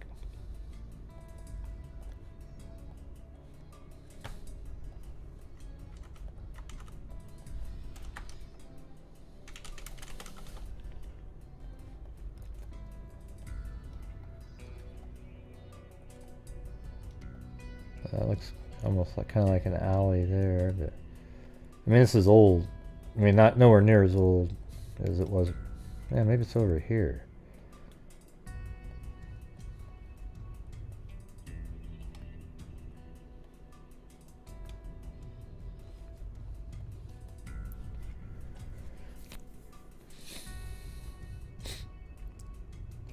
The last payment was left in an alley opposite Wequahic Park on Sunday night. Later, a man called the Kramer saying he had not received the money and that he was going to kill Miss Kramer. Julian Kramer has offered a $5,000 reward for information on his daughter's whereabouts, and police have set a special telephone number to take confidential information. God, that's crazy. So he delivered money. Actually paid it. Missing woman found dead. Police were searching today for clues into the murder of Miss Joan Cramer, whose nude body was discovered yesterday in a ditch here. Miss Cramer, who had been reported missing August 15th from her South Orange home, apparently had been strangled. Further tests would be necessary to determine whether she had been sexually assaulted. The body of Miss Cramer's daughter of a wealthy food executive was found by two boys in the Chatfield section of the Elizabeth River Parkway shortly before noon. The ditch is on the park ground adjoining the Elizabeth River.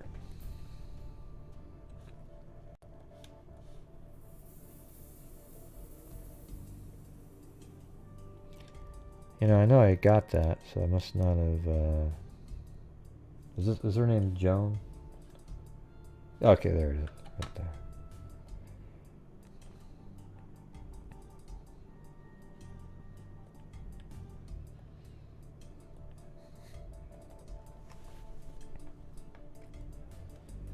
So they're saying her body was found in a ditch at this park. This is the river they're talking about, adjoining it. And, you know, and just kind of looking around the park, I don't really see ditches. I see a river, but then I was looking over onto the side here, and here's the river again, and that looks like a ditch right there, you know. So I could definitely see somebody maybe coming in here and then throwing her into the ditch. I don't know, that looks like a ditch to me right there. So I'm just going to put right there, but it's in this general vicinity right here.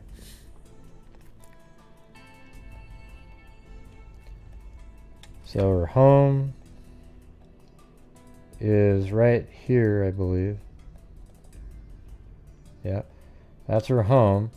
And then she made a phone call in this area. And apparently she left the house because she got into an argument with her boyfriend. And she just went for a walk. And then she was over here and she said she was in a road in Newark that was like there's nobody on it and stuff, and she was going to take a cab, and then next thing you know, her body's nude and she's dead over here. See, here's the thing is I just feel like there's one or two or three predators that were working that area, driving around in New Jersey, because there's so many people.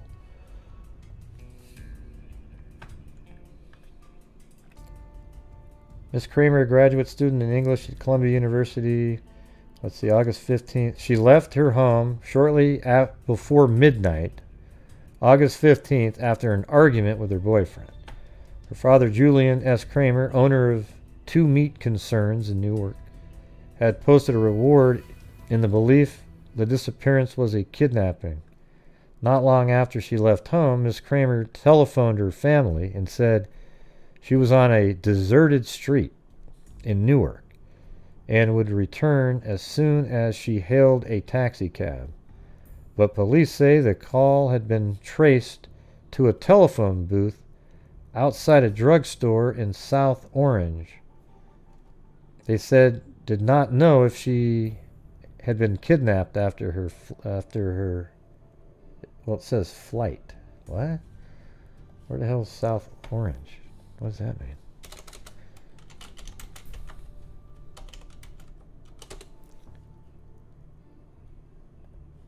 I don't know. That's confusing. So she made it. Oh yeah, well that makes sense because this is where she made the call from. That's South Orange, so you know, it's in that area. But why does it say flight? Maybe she meant fight. They said flight though.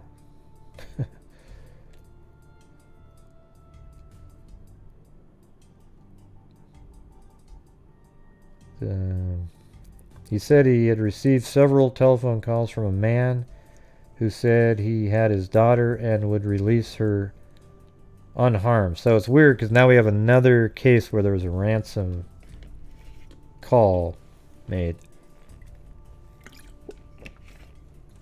Not long after she left home, Miss Kramer telephoned her family and said she was on a deserted street in Newark and would return as soon as she'd hailed a taxi cab, but police said the call had been traced to a telephone booth outside a drugstore in South Orange. They said they did not know if she had been kidnapped after her, and it says flight. Maybe they just mean like after her leaving. I don't know what the hell that means. I think they meant like ride. The father said on the Friday following her Tuesday disappearance, he received the first of several telephone calls from a man who said he had his daughter and would release her unharmed for $20,000. After several more calls, Kramer said, he made 2 drops of the ransom at a factory and in a street corner telephone booth, both in Newark, but in both instances, according to Kramer, the man called back to say that he did not pick up the money. Kramer said at 9 p.m. Sunday of that week, he heard again from the mysterious telephone caller, and he left the ransom in an alley opposite Weequahic Park in Newark. Weequahic. He said he did not notify police of the calls because the man warned him that the next call you will receive will be to tell you where you can find your daughter's body. Kramer subsequently said, I have no way of knowing whether the man who made those calls to my home is involved. Could just be somebody that was trying to get some money out of it. Yeah, because it was in the news, so you... intensive probe launched into slang.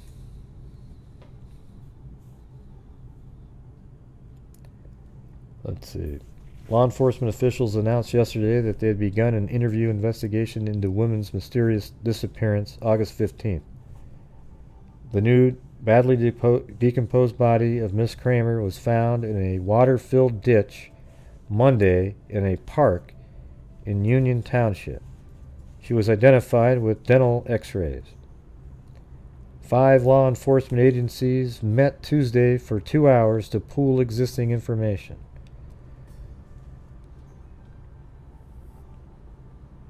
No kidnapping evidence. Officials said they never had evidence to support the family's claim that the woman had been kidnapped and that the FBI had agreed that it was apparently a missing persons case despite the ransom demands.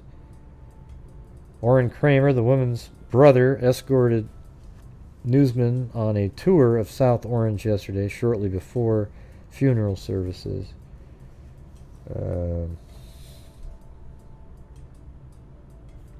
Orrin Kramer, 27, admitted the caller may not have kidnapped his sister, but instead demanded the money following publicity of her disappearance. There you go.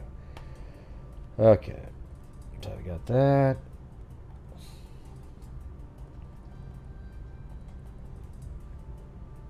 And then the person called, he used a phony accent. So that would be a little bit like what Rebecca sent me the other day about. Can't remember what the killer's name was, but he, the crying, he had a crying voice. Another one, she suggested maybe he was in the area at the time, but I don't know. There's just so many shitty people out there.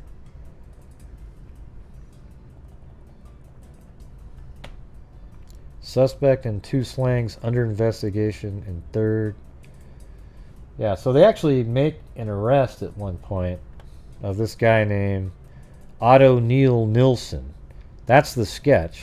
I don't think this guy looks anything like that guy. What's the one thing in this picture right here that this picture doesn't have that when you looked at this guy you would immediately notice? That's right, the weepy voice.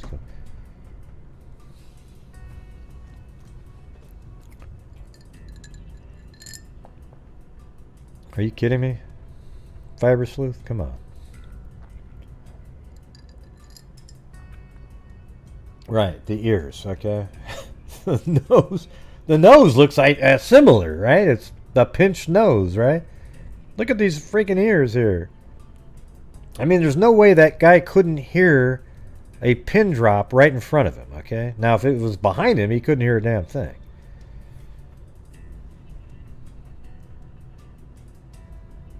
I actually think, I don't know why, but sometimes when women have ears like that, I think it looks cute for some reason. I don't know why, what the hell for, but oh well. Let's see. But if he was wearing a hat. Hey, Rebecca, does the sketch above have a hat on his head? No. Anyways, he turns out where he wasn't convicted or anything.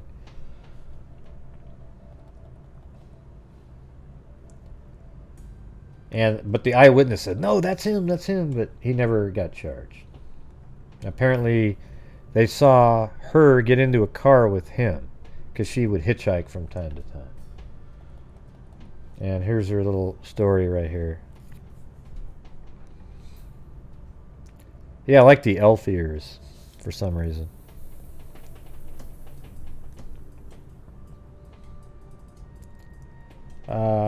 Let's see. Forensic characteristics. Abducted Monday, Tuesday night. Found nude, face down, and covered in mud in a water ditch. Clothing was scattered in the vicinity. They weren't able to determine if there was sexual assault. I think it's pretty obvious. Joan Leslie Kramer, 24, disappeared Monday, Tuesday, August 14th or 15th, 1972, after leaving for a walk from her parents' home in South Orange, following a minor argument with her boyfriend during a party, wearing an orange and white ankle-length evening dress, blue velvet jacket, and a pearl necklace, and carrying a beige snakeskin wallet. Police established she phoned later that night from both about 1.5 miles away, from a booth about 1.5 miles away on South Orange Avenue in South Orange, across the street from a taxi stand, stating she was on a deserted street in Newark and she'd be taking a taxi home. She was seen getting into a vehicle and driven away in opposite direction from home, and she was habitually hitchhiking. So there you go, everybody. Don't hitchhike. She was found August 28th nude in a ditch, Chatfield section of Elizabeth River Park, adjoining Elizabeth River. So there you go. Those are the 5 stories for tonight. But weren't those crazy? I mean, but just think about this. These are all in the same general area, and the ones we talked about tonight were June 15th, 1970. 9 months later, March 7th, 1971. Then a year and 4 months later, Dolores De La Penna. And that was 1972. Then 1972, just a month, 3 weeks later, was Jeanette De Palma. And then again in 1972, a week after that, was Joan Cramer, 24. So, like, literally in just 1 month, there's 3 girls murdered right in that little area there. Yeah, so I put the links in the description if you guys want to do further looking at those. So, crazy, huh? Crazy. Yeah. It's I want to go back through these again and then find the ones that sort of overlap and have a similar, very similar. There was a couple of them. I mean, remember the one, there was a case we talked about the first night, worked at a nursing school, and then one of the other girls went missing from a store right next to that nursing school. So you kind of wonder, and that one, those are all so similar, all these ones. They're always walking home alone in the era where hitchhiking was normal.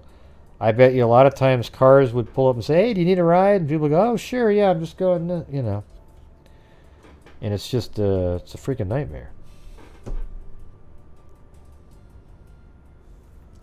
So, anyways, I think that's going to be it. I'm going to do a shorter night tonight, I guess.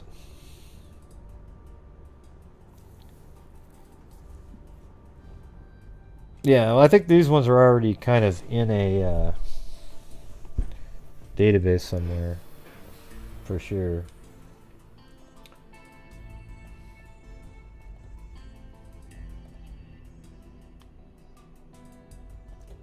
Oh, thank you to Linda Howe on PayPal.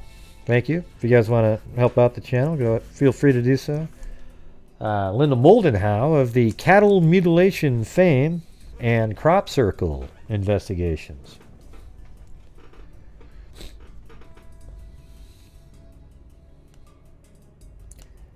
Yeah, like you want to have where it's the database says strangulation, dismemberment, stabbing, those kind of things. And then situation, walking home. I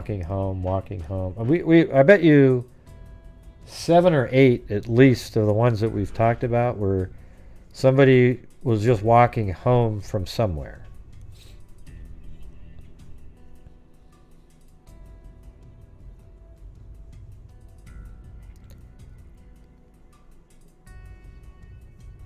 Yeah, I know Fiber Sleuth.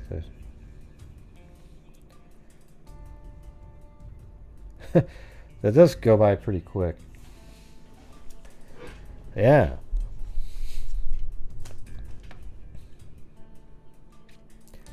Just to go back for a second over, I was watching these videos where these people were filming one of these poll people, where they count the votes.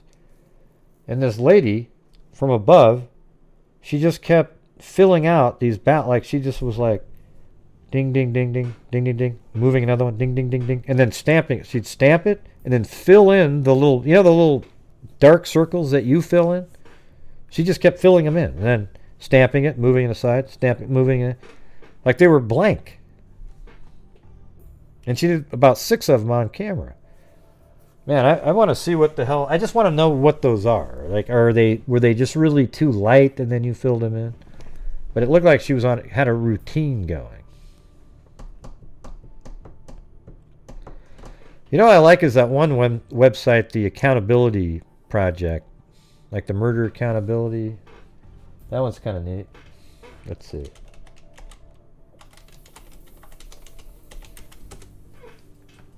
Yeah, this one. Yeah, you got to go find that one. See if you can find it on the internet. It's crazy. It looks real. I mean, a security guard even walks by, doesn't do a damn thing. Just.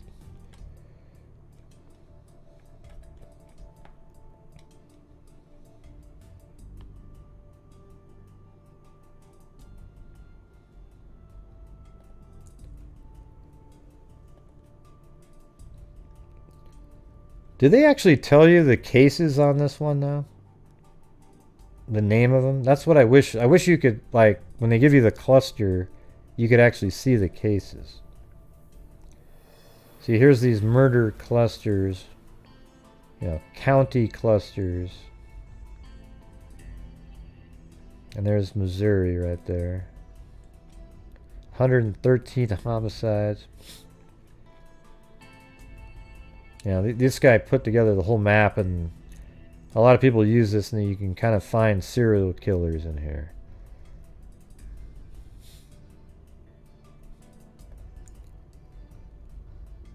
You know, like these are all firearms. So, you know, I don't know if you guys have noticed, but most serial killers don't use guns, you know. They might have a gun, but that's not how they end up killing the person.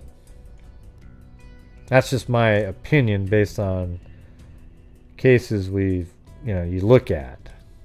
It usually involves all kinds of other stuff. Yeah, so this is called the murderdata.org, but if you type in Murder Accountability Project, you can come up with it.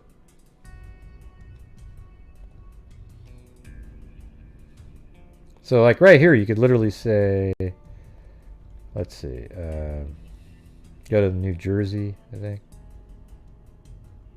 Newark, let's see.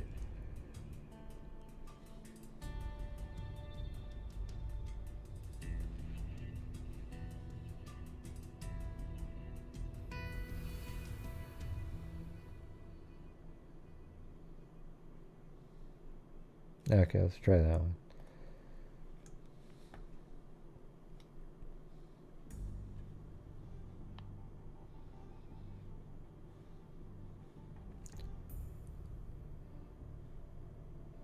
So these are all the ones that haven't been identified at the time of the report in gray.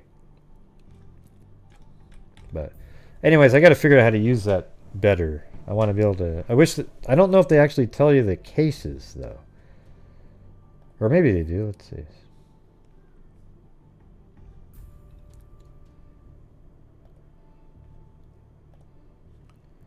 Here, I'll just pick one, Akron, Ohio.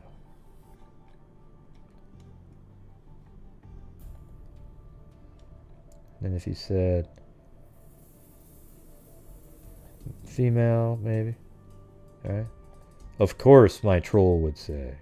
Yeah, well, look it. I do cases on most of the time. I do them on males too, but I do mainly cover, you know, if like kids or females, because it's like they're in this sort of vulnerable class.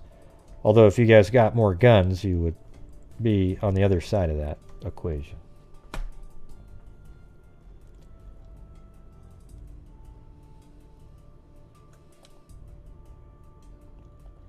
Age. Huh. Does it actually have, like you can, okay, so you can click a range. There you go. So there's not too many, looks like. But do they let you figure out the actual case though? Oh, and then here are the circumstances. See, there you go. They let you pick over here what was going on behind it. So the ones when you're in the serial killer realm would be, you know, you could have a rape in there. Because I don't think there's much difference between a serial rapist and a serial killer. They both are similar. The other one just ends up killing the person at the end.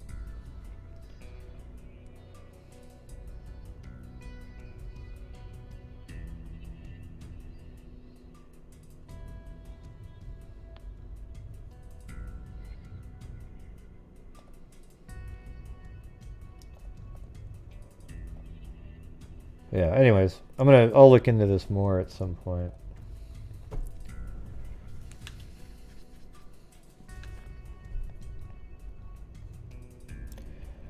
Awesome, everybody. Well, thank you all for showing up tonight. Appreciate it. And thank you to Linda and Doris on PayPal there. And then on here, Julie W, Raven 187,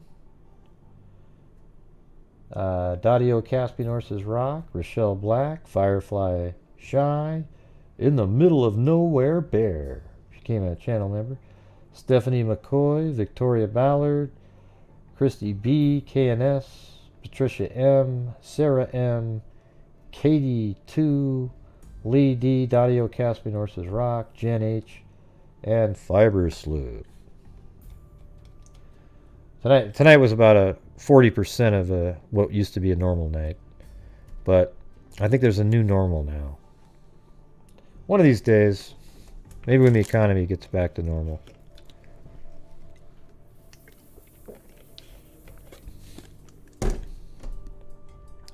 The Sunflower Pirate. Huh. Interesting. What does that even mean?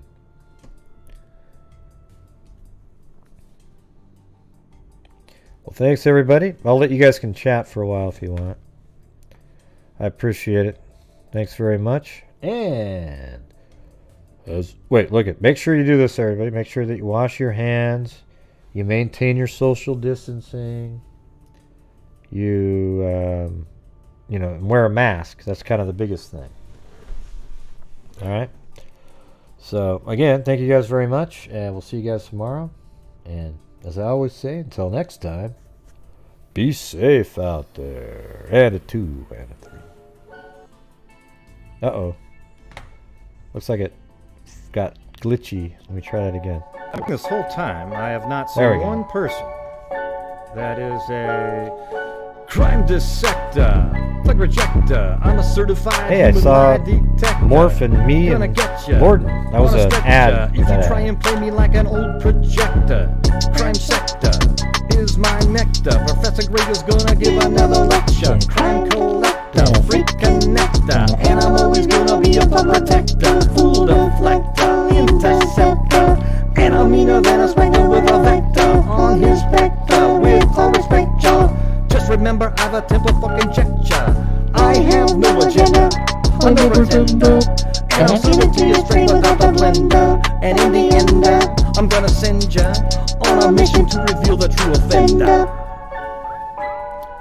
Yeah, so I'll just get right back to work. All right, everybody? Talk to you. All right, way. Those are interesting cases there, Greg. Those are really cool. Hey, well, thanks for saying that. Thank you very much. Hey, no problem at all. Wow, you're pretty hyper there, Mary Lou. Pretty hyper. Okay, good night, Mary Lou.